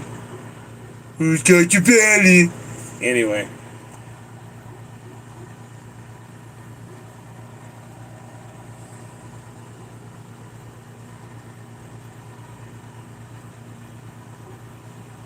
Everybody likes a good belly rub.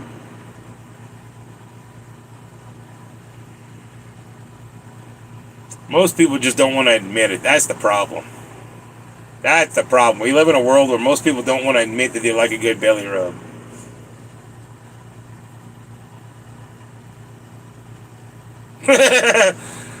Yes, done one. 1 hour till Spin Blitz. We're going to go live at 6 p.m. Mountain Standard Time, and it's 4:56 right now. So about 1 hour till I go live on Spin Blitz.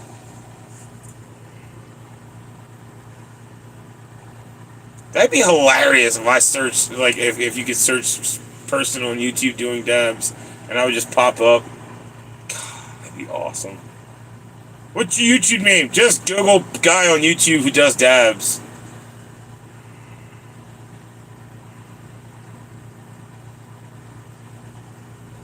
Looks like I got glaucoma today.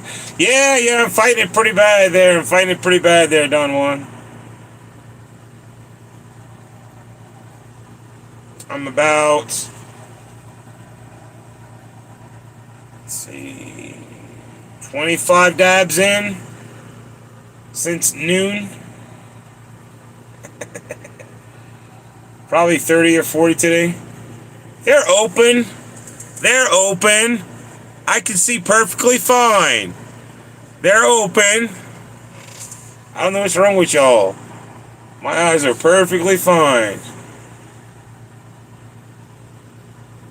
Well, I mean, I have to wear glasses, so I guess they're not perfectly fine. My eyesight's not 20/20. But, with the help of my glasses, they are. Nah, it says me. Yeah, it says me. Who else is going to say it? If you say it, it's not fine. You can't tell me if my eyes are open, but my eyes are open.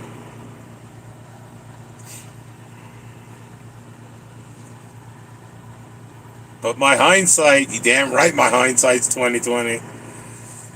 Funny story about my eyes and how low they look. Okay, I was sitting in Amsterdam at the Lost in Amsterdam hookah bar, and I'm sitting there stoned off my ass. I smoked the 2007 Cannabis Cup winner Red Dragon, and it was delicious. It was super red and furry, and oh my god, I took 2 hits off of a pipe, this tiny little pipe about that big, one of those metal pipes, and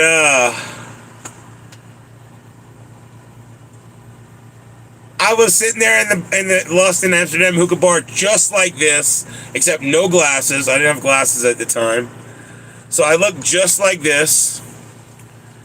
And I'm sitting there just like looking around. I'm like, this is pretty cool. I was lit.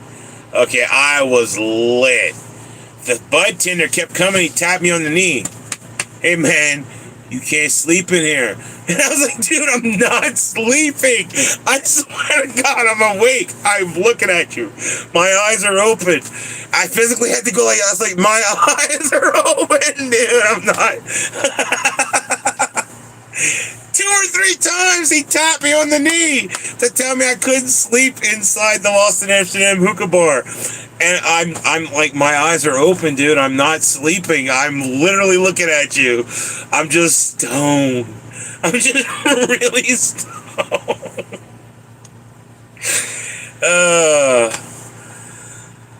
High sight, not hind. High. High sight. I always have high sight. Because I'm always high. Looks like my airbags are deployed. Yeah. What's funny, okay, when I walk into work at the gas station, when I'm relieving one of the coworkers, she goes, well, because I walk in like an hour early. And I'm like, yeah, I know, I'm as big as a whale.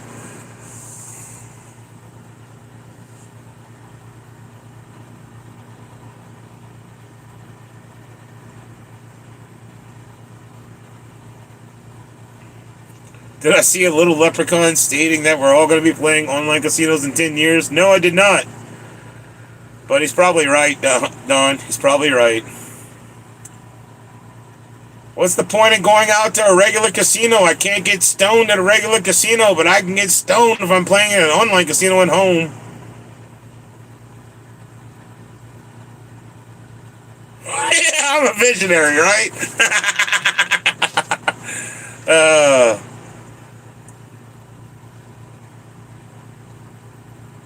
I'm going to start making predictions like Nostradamus.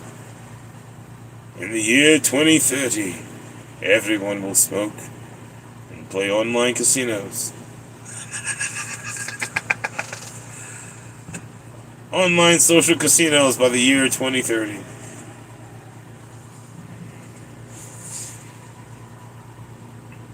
I've said some stuff at work a few times, and I've had people tell me they would vote for me. And I was like, God damn, I should run for some kind of office. I don't know, because I don't run. So I guess I would walk for an office. If I tried. How long ago was Amsterdam? 19 years. It's been a long time. It's been a long time. I can actually show you pictures. Hold on. I got pictures. I can show you pictures. Here's me in the Lost in Amsterdam hookah bar right before I got stoned. Look, baby beard too. Baby beard. I used to trim it short back in the day.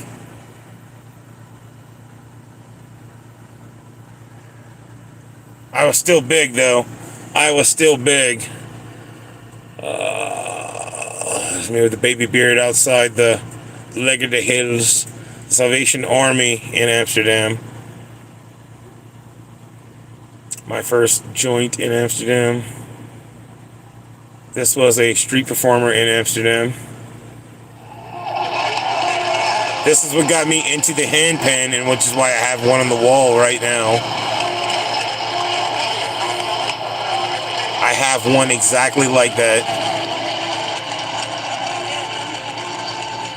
Anyway.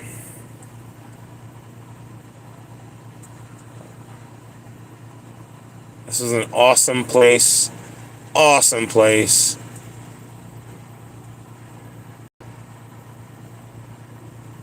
Tons of boats. Tons of art. Better Kentucky Fried Chicken than in the States, which was horrible for the States. I don't know why we're so horrible at chicken, but man, theirs is better over there. Theirs is better over there. Oh, there's a picture of me. This is how big I used to be. This is, I met these two guys at the hostel that I was staying at. We all did mushrooms. It's kind of funny. That's how big I used to be, though. I'm about down to that size now, just with the big beard.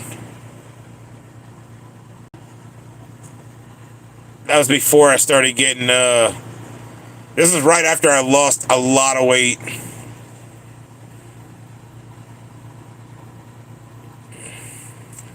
This was us on shrooms. This is how I looked after smoking that. I circled up here because you can see 420 in the smoke, 420 in Amsterdam.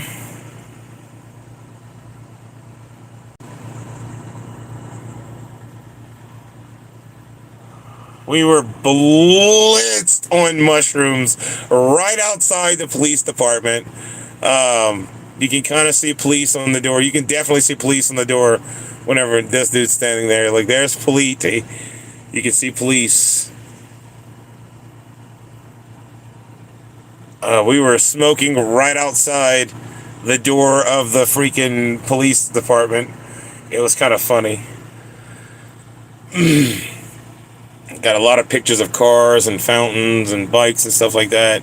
These two women right here were two of the greatest women ever. They helped me, let me make a phone call to the States so I can get money from my mom that I had in my bank account because I couldn't, like, I didn't have a phone. I didn't have a credit card that worked. I didn't have cash. I was just in Amsterdam with nothing. And this dude right here, I didn't get a picture of his face. I got a video, I think, posted up of us smoking. But this dude right here showed me how to get to the Salvation Army so that I can make a phone call and get money. And, you know, it wasn't that bad after the fact. But that was from,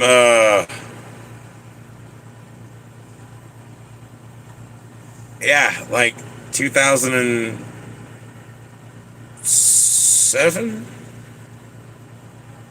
give or take. Yeah, it says 2007, June.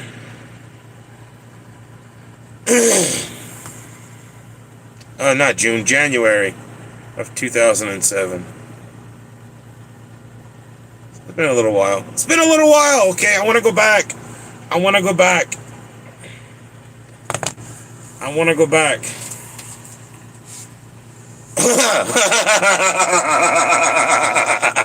Oh, we had fun on mushrooms in Amsterdam. We bought, okay, in Amsterdam, they have magic mushroom shops like we have soda shops. Just like we have a convenience store with these coolers that have like sodas in the coolers. Well, they have magic mushrooms in these coolers. And you go up to the cooler and you be like, all right, I want to get this kind. And the guy walks up to the cooler, because there's a counter between you and the cooler, obviously. They can't just have the mushrooms available for people to steal, because people are not honest. But they have coolers with pictures, and they have pictures of all these different mushrooms. You can tailor your trip. So you get to pick if you want really high visuals, really good body high, head high. If you want to mix the three, you can pick if it's low visuals. They had mushrooms to tailor your trip on the wall. You can pick from the cooler. It had the pictures of the shroom, and it tell you what it could do, the effects.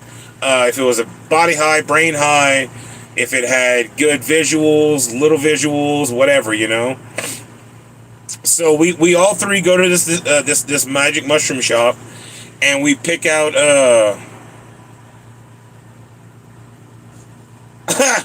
yeah, no, I didn't sleep with anybody in Amsterdam.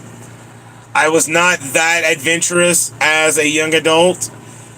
I went to a different country, but I was more worried about catching something in a different country, so I didn't go into any of those places. I walked down Red Light District during the mushroom trip. It was pretty crazy. But anyway, we had this mushroom place, and my friend from Romania picks out Thai mushrooms, and I give him half the money for the box. We split the box half and half. I didn't want to do a full box of shrooms, and he didn't want to do a full box, so we decided to go half and half. His buddy, the other guy, the little guy with the glasses and the sunglasses on, he ate the whole box. He was tripping way worse than we were. We were tripping pretty bad. But yeah, no, we got there. He picked Thai shrooms, had pretty decent visuals, and a good brain high and body high. It was pretty up there on the levels. So he ate half the box. I ate half the box. We tried eating it with chocolate. We tried eating it as a sandwich. We tried eating it with orange juice just to try to get it to go down, because it tasted just as bad as it looked. It was just still mushrooms. But anyway, we're sitting there in the hostel room. We're eating these freaking these mushrooms, and I start to feel a little queasy. But not like I'm gonna be sick, just enough to let me know that the mushrooms are hitting my stomach, So I'm like, yo, dude, I'm ready to go walk, and when you guys are ready, meet me downstairs. I'm gonna go sit in the lobby and wait for you guys. And they're like, yeah, dude, go sit in the lobby. We'll see you in a minute. We're almost ready. And so I take off down to the lobby. I go sit in this little, not recliner, but it's like an armchair. It kind of looks like my chair right there, okay, this red chair, but it doesn't recline. It's just one of those chairs that sit on the floor in the lobby of a hotel, but it's a hostel, it's the same difference. Hotel to hostel, same exact thing, okay? The only difference is they rent multiple beds in one room versus one room to one person. But anywho, so I'm sitting there in this chair, and next thing I know, the carpet starts stretching out beneath me, and the wall starts stretching and moving and stuff, and I'm like, ooh, it's starting. And I started to really enjoy the feelings of the mushrooms, and then all of a sudden I see the elevator door slam open, and my friends from Romania were standing in the door, and he goes, dude, the visuals, and I was like, I know, dude, they're starting, let's go. So we went out walking to explore Amsterdam, and we're walking around, and everything looks cool, looks normal. And then we get to a place where you go, the dude's my tall, skinny friend was like, dude, we need to go to Red Light District, man. We need to check out Red Light District. It's got to be amazing on shrooms. And I was like, let's go, dude. I want to check out Red Light District. Let's go.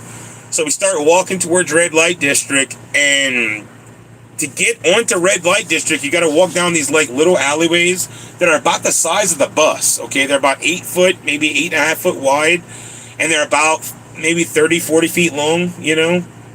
It's literally the length of a building and like a back alleyway. It's not that long. They got about maybe 4 rooms on each side of the alleyway. 4 doors that lead to a room, and there's girls standing in the doorways. And what really happens, because I did go back and check it out after the fact, because I didn't want to just know about red light district with just on the shrooms. I did go back after the fact, because when I walked down red light to get to red light district, it felt like these girls were reaching out and grabbing my shirt, trying to pull me in from both sides. I was like, no, no, let me alone. No. And it's like I had to fight my way onto red light district in my mind. Okay, that's not what really happened. In reality, they're standing in the doorways, and they might reach out and touch you like that, like with their hand just a little bit like that, and we go, hey, you want to come in here? And we're like, no, I'm good, thank you. You have a great day. And then that's it. They don't grab your shirt, they don't pull you. None of that actually happened. In my head, they were pulling on me and stuff, and I didn't like it, because I'm on the spectrum, and I do not like to be touched like that. No, thank you. Not by people I don't know anyway. If it's friends or whatever, they can pull on my shirt. I'm like, hey, what up, dude? No, leave me alone. Whatever. But it's a little different. Get onto red light district, and my buddies get up behind me, and we're like, dude, you alright? They're like, yeah, dude, I'm good. Dude, what's up? And it's red lights everywhere in the windows. There's big burly Dutch dudes standing in doorways, and they'll say, what they say is like ready for a show, and then they say it in Dutch, French, Spanish, Japanese, or whatever. They say it in a bunch of different languages, because they don't know who's walking down red light district. So they say the same exact thing, ready for a show, in like 4 or 5 different languages. They just state it out there so that they can try to get anybody in to go and watch this live sex show or whatever's going on in whatever they're doing. But I'm walking down red light district on shrooms. Okay, now I'm tripping hard. The lights are fucking with me. The sounds are messing with me. There's people it's like I was on Bourbon Street almost, elbow to elbow with people. There's a ton of people on red light district. And I see this big 6'9", like 7 foot tall, burly Dutch dude, big old beard. And he goes, ready for a show? He says it in Dutch, French, English, like he says it so many different languages my brain couldn't comprehend. And he morphed into this like 12-foot tall winged devil looking dude, and I went, no, I don't want to see your show, and I fucking bolted. I was like, I'm gone. I bolted off of red light district. I didn't want any part of red light district after that. I took off, and I ran until I got to a place where I think I was near a church courtyard or something. I could see the cross on top of the big church or whatever, And I was like, the demon ain't gonna get me in the churchyard. And then my buddies from Romania come running up behind me like, dude, you're okay? And I was like, yeah, dude, I'm fine. I just saw the devil, man, dude. He just tried to get me. And I was like, I don't want to see your show, man. I'm going. So I was like, And then I was like, I need to smoke a joint, man. I gotta calm down. So we lit the joint, we started walking, and that's when we ended up in front of the police station taking pictures, right in front of the police station, smoking the joint. And you can see 420 in the smoke. That's why I highlighted that one picture of us in front of the police station. This is like literally right after I just ran off a red light district. We were tripping so hard on the shrooms. And then I highlighted it in the picture so that other people can see it, because you can see the 4 right there, 4. And then there's a big old 2 and then a 0 right there. It's spelled out in the joint smoke. There's the joint in my hand, just burning down. And we were getting toasty right out the front door of the police station. right after running away from the devil off of red light district. It was intense. They do not like you taking pictures on red light district, though. I only got a couple pictures. I think I got a couple pictures before they fussed at me. Let's see. Here's one. Here's another one. All the red lights inside the windows and stuff. They did not like me taking pictures at all. I think I got a couple that I snapped whenever I went, not on shrooms. Let's see. Yeah, there we go. You can see how she's walking away. They did not like you taking pictures because they do stand pretty much naked in the window to try to get you to go into the buildings. But they do not like you taking pictures on red light district. I got fussed for taking that one picture. The big bouncer dude was like, no pictures. I was like, I'm sorry. My bad. I'm just a tourist. My bad.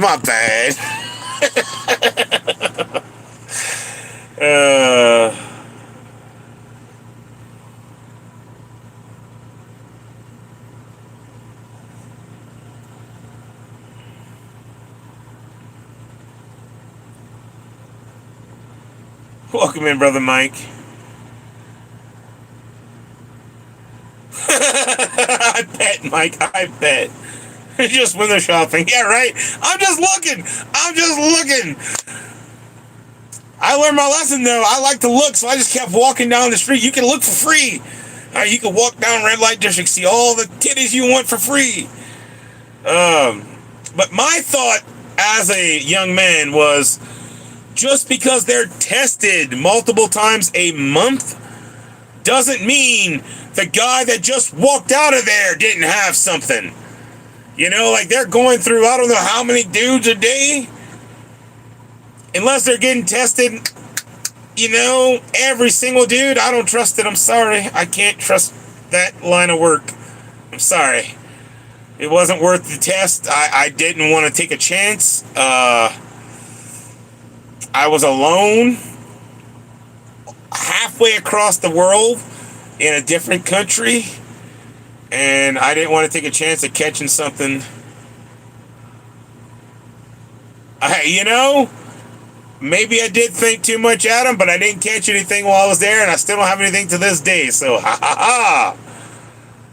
I'd rather be cautious and protect my jewels than not and have to get a penicillin shot.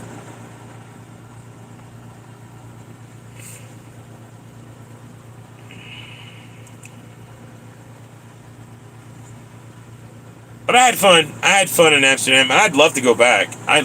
They had some of the best weed I've ever smoked. He was in Okinawa at 19 years old. You were invincible. I bet, dude. I feel that, okay? Look, if I would have met a girl naturally, you know, I was also very, very shy back then. I didn't really go out of my way to talk to women. I had some bad experiences in high school and stuff, so I don't know.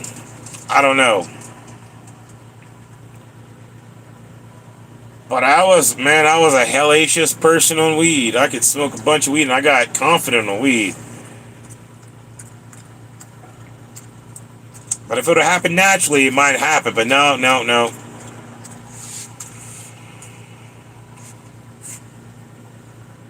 I got a couple stories from Amsterdam, though. I was there for 2 weeks, 2.5 weeks, something like that.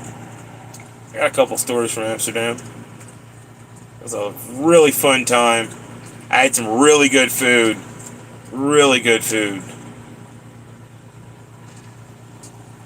A lot of good weed.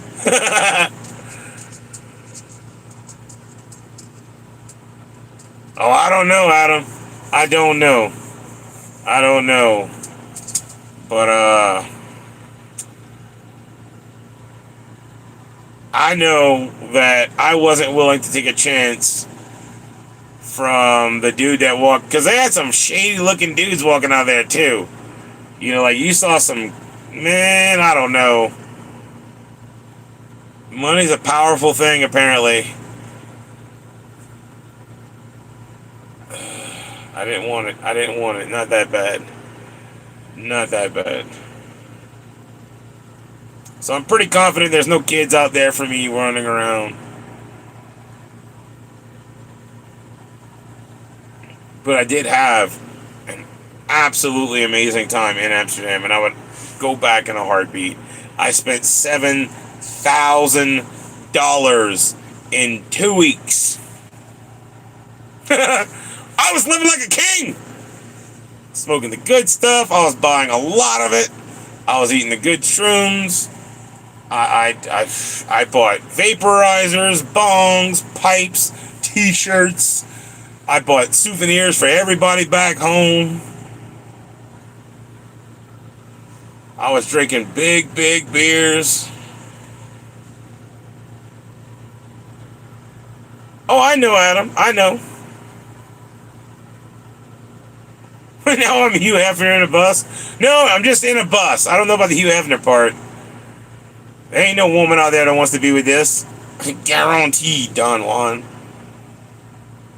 Again, nobody wants to see this without the clothes on. People pay me to keep my clothes on. I'm a reverse stripper. I get paid to put clothes back on. Oh, I don't want to see that. Put your clothes back on.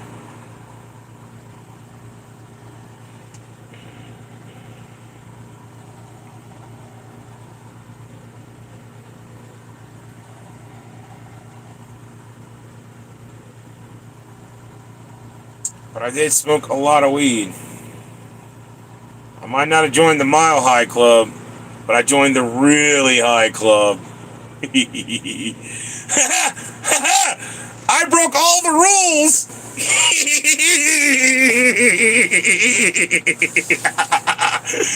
Oh, I not only broke all the rules going to Amsterdam, but I broke all the rules coming back from Amsterdam.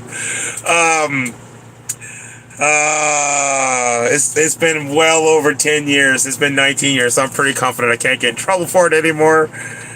I brought pot brownies with me to Amsterdam because I couldn't wait till I got to Amsterdam to smoke. So I go to the airport and I had all my bags packed, had all my stuff. I did not have any snacks or anything like that. I was not thinking ahead of time. It was a 14-hour flight, so it was a long ways to go. They did have meals on the flight, so it wasn't like I was going to be without food completely, but I wouldn't have had food in between the meals, and they don't serve you a food that makes you go like, oh, I'm so full. You know, no, they serve you a little bitty meal on the plane. Yes, in a second, I will have to set up. I got about 25 minutes before I got to actually set up. So I go to the airport with all my bags, and this little old black TS lady was like, ooh, child, you going to Amsterdam? And I said, yes, ma'am. And she goes, you got yourself some snacks for the plane ride, honey? That's a long flight. And I was like, no, ma'am, I didn't think about bringing snacks. She goes, it's a long flight, honey. You better go bring you some snacks. You can leave your bags here with us, and we'll have them ready for you when you get on the plane. And I was like, cool beans. Works for me. And then we went through my bags, you know, and I did the whole letting them check my bags and everything to make sure what was good, what wasn't. And we made jokes and everything, you know. We got through the bag checks, checked in my bags, and then I went to the store and I bought all the snacks I could find, from candies to all different kinds of stuff. And then I bought brownie mix and marijuanas, and I made pot brownies. And I took the pot brownies, big old 3 giant pot brownies, and I shoved them on top of a gallon bag full of snacks. And I had open candy and Whoppers and Milk Duds and like M&M's, Reese's Pieces, pretzels, chips, like all different kinds of stuff inside of a gallon bag. Just open candy and snacks, and 3 wrapped brownies inside the bag right on top. And I go back to the the airport, and the same little black TS ladies working. She goes, "Did you get yourself some snack, honey child?" And I was like, "Yes, ma'am. I took your advice." And I gave her the bag. And she takes the bag. She never even opens it. She just starts looking over. She goes, "Ooh, you got all them good snacks. Look at you. You got brownies and candies and crackers and chips and man, you got all them good snacks. You go. And I was like, "Yes, ma'am." And she gave it back to me. I was like, "Oh, let's go." I walked on the plane and I started setting up shop and everything, They brought out the first little meal, and I ate that, and I was like, okay, that's cool.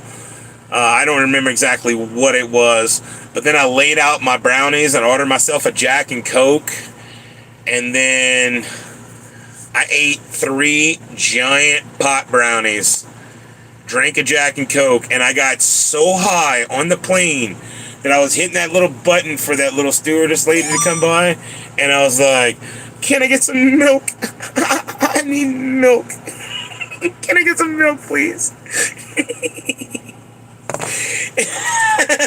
And then I watched Kung Fu Panda 5 times in a row on the flight.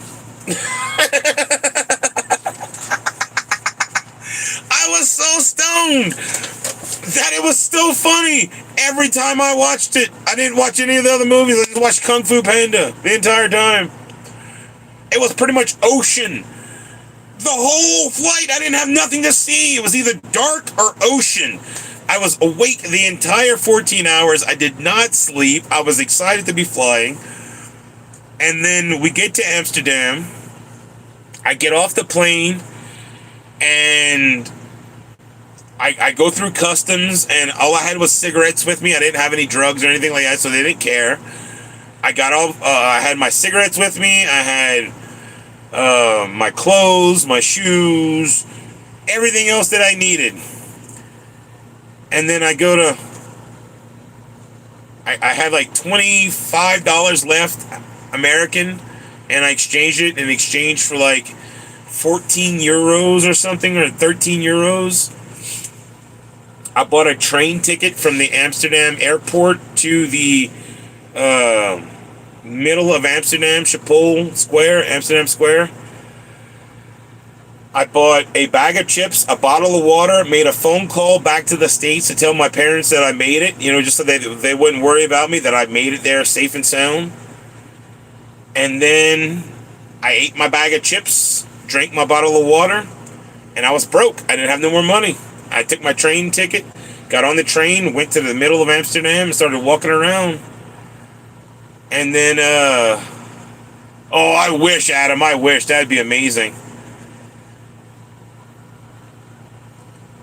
Then I took my card to go buy another bag of chips because I was getting hungry, I hadn't eaten since the plane. And my card wouldn't work. And I was like, what the heck? And my card would get declined everywhere. No matter what, my card would get declined. It was not set up for international use. I did not know this. So I now didn't have money.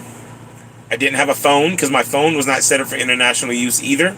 It did not work in Amsterdam, in Europe. I did not have a way to contact anybody to get money. So I became homeless, broke, hungry, and sober. First thing that happened to me when I got to Amsterdam was the worst thing that could have happened to me.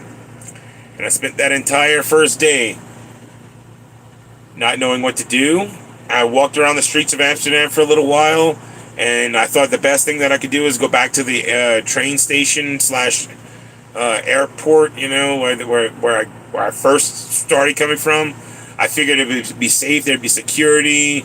I wouldn't just be on the streets. There'd be a place for me to sit, possible restroom, whatever, at the airport / train station.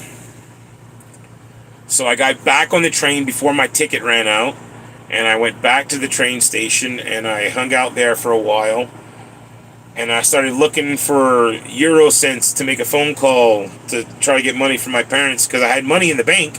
I just got in a car accident, so I had money. I had $7,000 in the bank. I just couldn't get to it, couldn't use it. So I'm looking for Euro cents to try to make a phone call. I found maybe like 15 cents, and you needed $1 to make a phone call. It wasn't enough.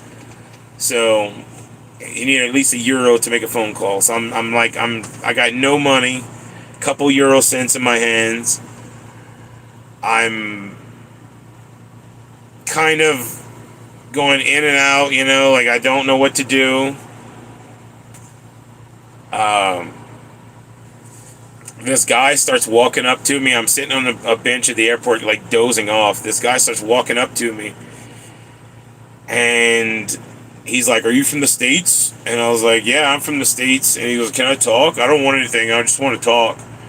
And he said, "I'm like, dude, it's a free country, I guess. You can sit down on the bench and talk if you want." And he sat down and started talking to me, and I noticed he didn't have shoes on. And I was like, why you don't have any shoes? He goes, "Well, I got robbed. My roommates and people that I came here with took all my money, my passport, my clothes, my shoes, everything. They just took off with it and left me with nothing and blah, blah, blah." And I was like, "Oh, I don't like seeing people walk around without shoes." So I reached in my bag and I gave him a pair of moccasins that I had. And I was like, "Wear those." And he was like, "Are you serious, man?" I was like, "Yeah, dude, you can keep them. They're yours. If you fit, you're yours." And he goes, "Man, they feel great, man. Awesome. Thank you so much." And he goes, "Has anybody smoked with you yet?" And I was like, "No, dude. I've been here for almost 12 and a half hours now, and I'm sober as can be, and I'm not having a good time." He goes, "Well, I don't have a lot, but I got a little piece of nug right here, and I got a little pipe, and I can show you the pipe." He ended up giving me the pipe after we smoked out of it. This was the medallion pipe that he had. The pipe was on the back with a little carve on the end of it like that, and it had some kind of deity like etched into the medallion. And I wore it as a chain for a little while. Well, we go up top, and he smokes that little piece with me, and it like boosts my energy and stuff, and I got my mentality boosted up a little bit. So I go around and start looking for Euro change again. And this guy sees me looking for Euro change, and he asked me what I was doing. I said, "Well, I'm looking for Euro change to try to make a phone call to the States to tell my mom that I need to get money because my card doesn't work, blah, blah, blah." And he goes, "If you promise not to run away with it, you can use my cell phone if you're just quick." And I was like, "Oh, you serious?" "Yes, sir, I'll be real quick, real quick." And I called my mom, and I told her about the situation, that I was the guy with the pipe told me he would help me get to the Salvation Army in the morning. So I told her that I'm gonna go to Salvation Army, and I'm gonna give you a call from there. But this gentleman let me use his cell phone real quick. I just want to tell you I'm okay. I just don't have any money. I'm gonna have to get you to send money to me from when the bank opens from my account. And I was like, "I'm gonna call you from the Salvation Army. I'll talk to you later. Love you. Blah blah blah." Click. And I was like, "Thank you so much, good sir. I appreciate you." And then I went back to looking for Euro change just because, I don't know, my brain was still in look for Euro change mode. And I saw a 5-cent Euro piece underneath a bench at the airport, and I started reaching for it underneath the bench, and I couldn't get just the Euro piece, so I just grabbed all the trash. I was like, "Whatever it is, I don't care." I just pulled it all out, and I just started sorting through the trash like I was homeless. I'm not ashamed to admit it. And in the trash was not just a 5-cent Euro piece, but an eighth of a bag of weed was in the trash. Oh, I didn't plan the trip at all. I did not plan the trip at all, Don Juan. It was a spontaneous, spur-of-the-moment type thing. But anyway, long story short, I found the bag of weed, went find the dude that smoked me out, and ended up smoking him out all night long. I was like, "You smoked me out? We're going to smoke now for real." We smoked a cone down at the train station. It was awesome. The rest of the night went great. Stoned all night long. Some of the best weed I've ever smoked. Found it underneath the bench in Amsterdam. But no, I did not plan out properly. I was 21. I was dumb, young. I got hit by a drunk driver. The insurance company offered me $7,400 and something for my truck and myself, and I was stupid and accepted it. I could have fought and get way bigger. But what happened was the money cleared the bank, and I called my mom and told her to come pick me up, and I wouldn't tell her where I was going. I just told her to bring me to the airport. I wanted to go before anyone told me I couldn't, shouldn't, or wouldn't. So the money hit the bank, and 24 hours later, I was in Amsterdam. Spontaneous, spur of the moment. I took the money and left. And I was not planning on coming back. If I could have helped it, I would have stayed in Amsterdam. But it is what it is. Alright, I'm going to go ahead and start setting up everything now. I'm going to turn my computer on.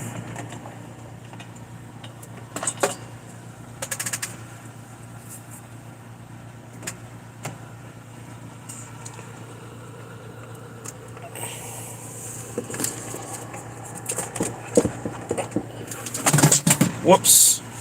I want my laptop, not my laptop, my keyboard.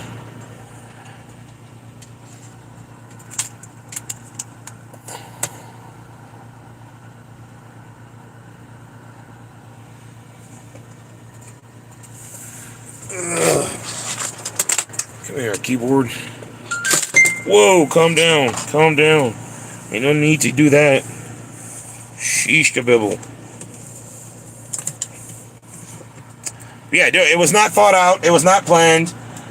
The only thing that I did prior to going to Amsterdam was I learned a little bit of Dutch, because I didn't want to be without knowing how to speak at least a little bit of Dutch. I know how to order a sandwich, a bottle of water, and I know how to order a couple different sandwiches. Ik zag graag het sandwich met ham. Ik zag graag het sandwich met kip. Ik zag graag het sandwich de koe. Which means I want a beef sandwich. The last one, the middle ones, I want a chicken sandwich. And the first ones, I want a ham sandwich. Yeah, food, water, and I don't remember how to say bathroom. Just food and water. That's what I remember.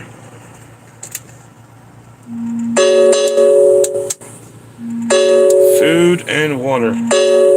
Why is my... Hold on, something's not right with my phone.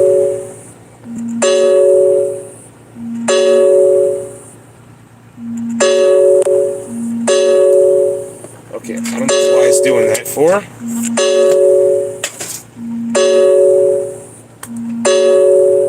We're gonna take that out though. I think it was killing the battery or something, I don't know. Whatever.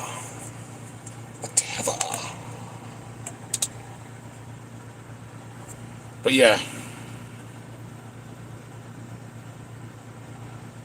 Is it crap is sign in Dutch?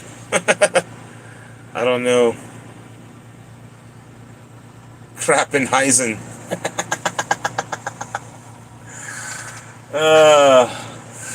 I know how to order beer, wine, water, and food in Dutch. Other than that, I'm screwed.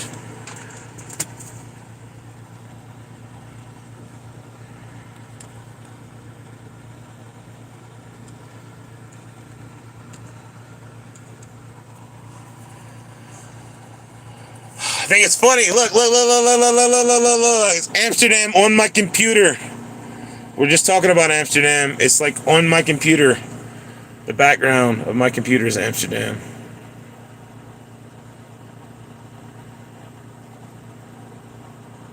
That's how I remember it. Tons of houseboats, waterways, and narrow houses on the streets.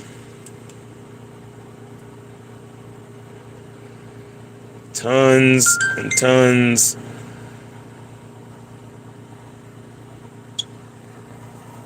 of houseboats. It's beautiful out there, though.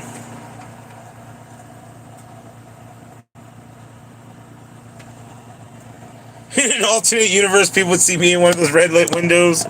Yeah, Be like, oh, ready for a show? You know you want this. No. That's a big no.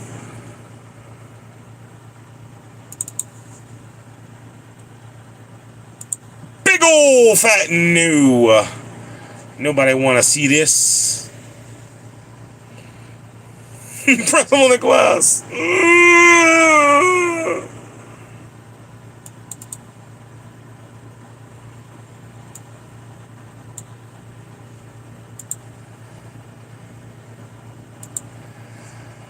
Do.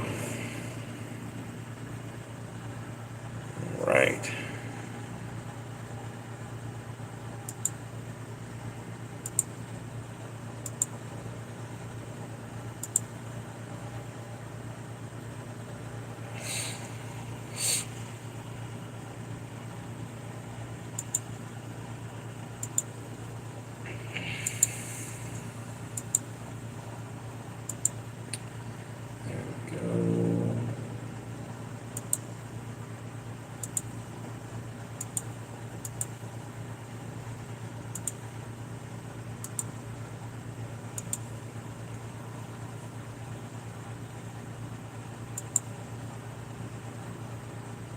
Do.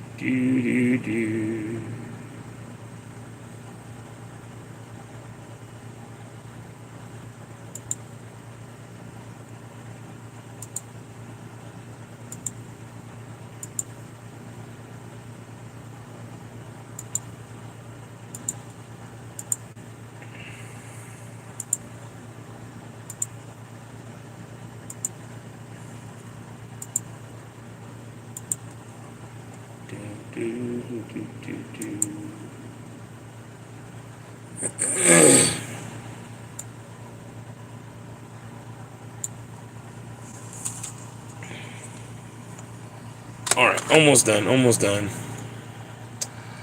Damn it. I did not want that to go there. Calm down.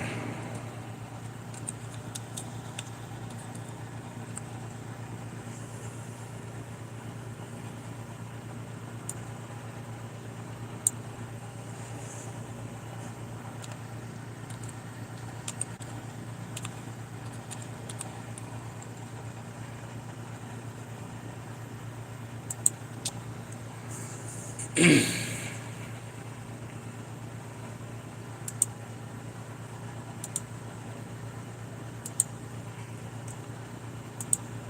we go. Alright, now I gotta set up the green screen real quick.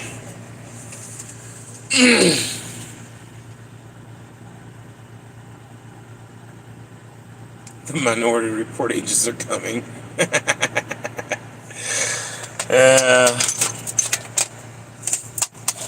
All I know is I was a world traveler before I was 25, and I'm proud to admit that I've traveled to other places of the earth, and I didn't stay in, Louisiana like some of the people in my family that never left. Never once in their life ever stepped foot out of Louisiana. Lived, born, raised, and died in Louisiana. We're not brave enough to step foot out, so.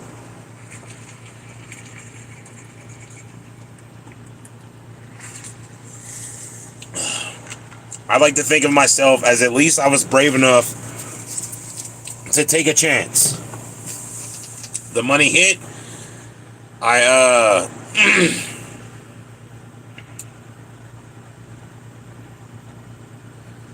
You're welcome, Don Juan. Alright, no worries. We will be live on Spin Blitz in a few minutes. We got about 14 minutes. I'm going to set the green screen right now. I'm going to go right into the live stream from this one, like I always do.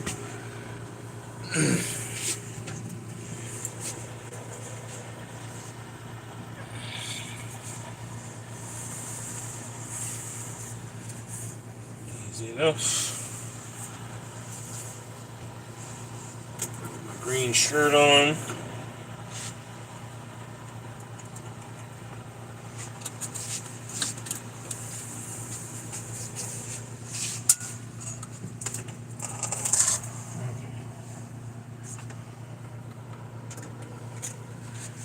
my green shirt on. I'll be right back.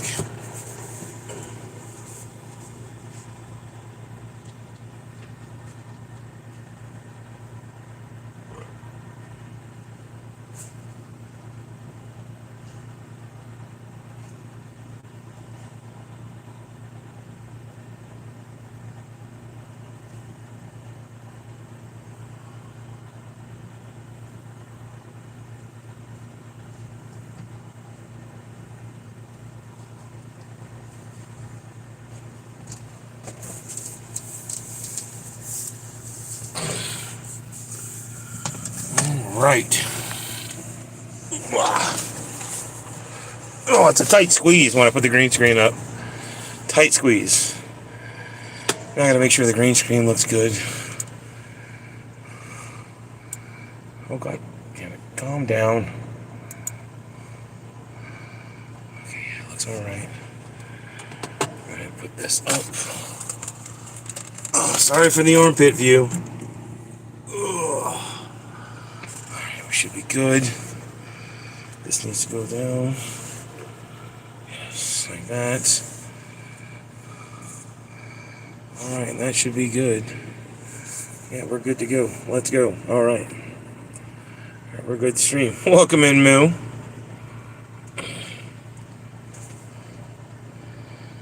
Well, yeah, Brother Adam, I did not want anybody to tell me I couldn't go or I shouldn't spend the money, I should invest it or whatever.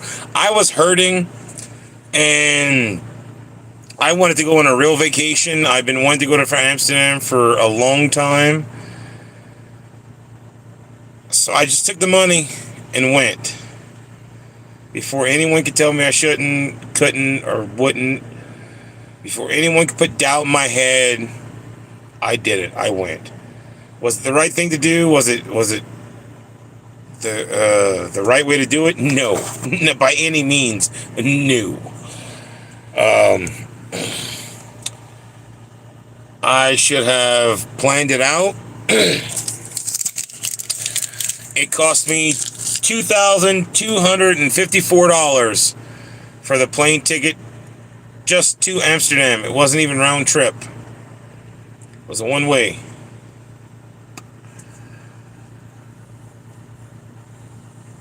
Like I said, I wasn't planning on coming back. I unfortunately ran out of money and had to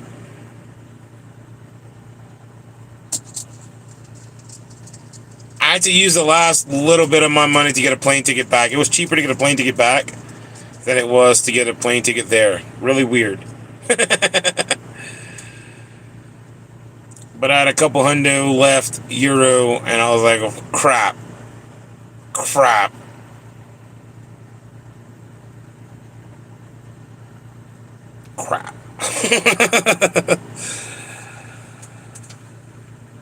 So I just bought a ticket, came back, made the best of it.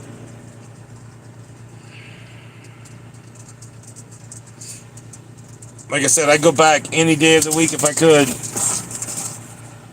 If I had the money, I'd be back in a heartbeat. But if I do it right this time, I would book a room in advance, a hotel room and flight together. I could have booked a hotel room instead of a hostel. Okay, I had my own room for the same price as the hotel and like the flight, just the flight alone.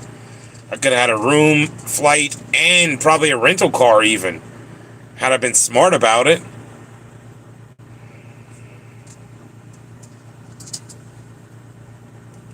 Hey, but what a place to be stranded. Like, I wasn't mad about being stranded in Amsterdam, brother. When I was homeless, on the street that one day, I was still in a great place. I enjoyed the sights, even no money. I was worried about what was going to happen. I didn't know what I was going to do. But,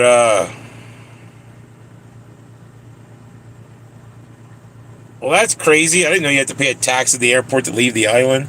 But, all right. I'm going to go ahead and get off of here and go live on there so we can be ready to go. Tune in, and we'll go live again afterwards.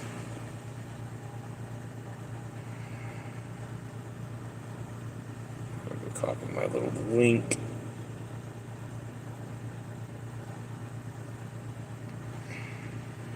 So I could be ready to.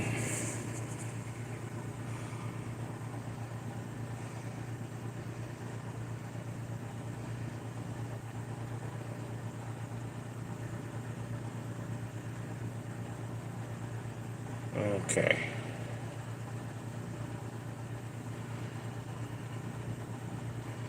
All right. Hope you all have a blessed day. And tune in after the Spin Blitz just to do blessings again afterwards. And I will see you in a little while on Spin Blitz.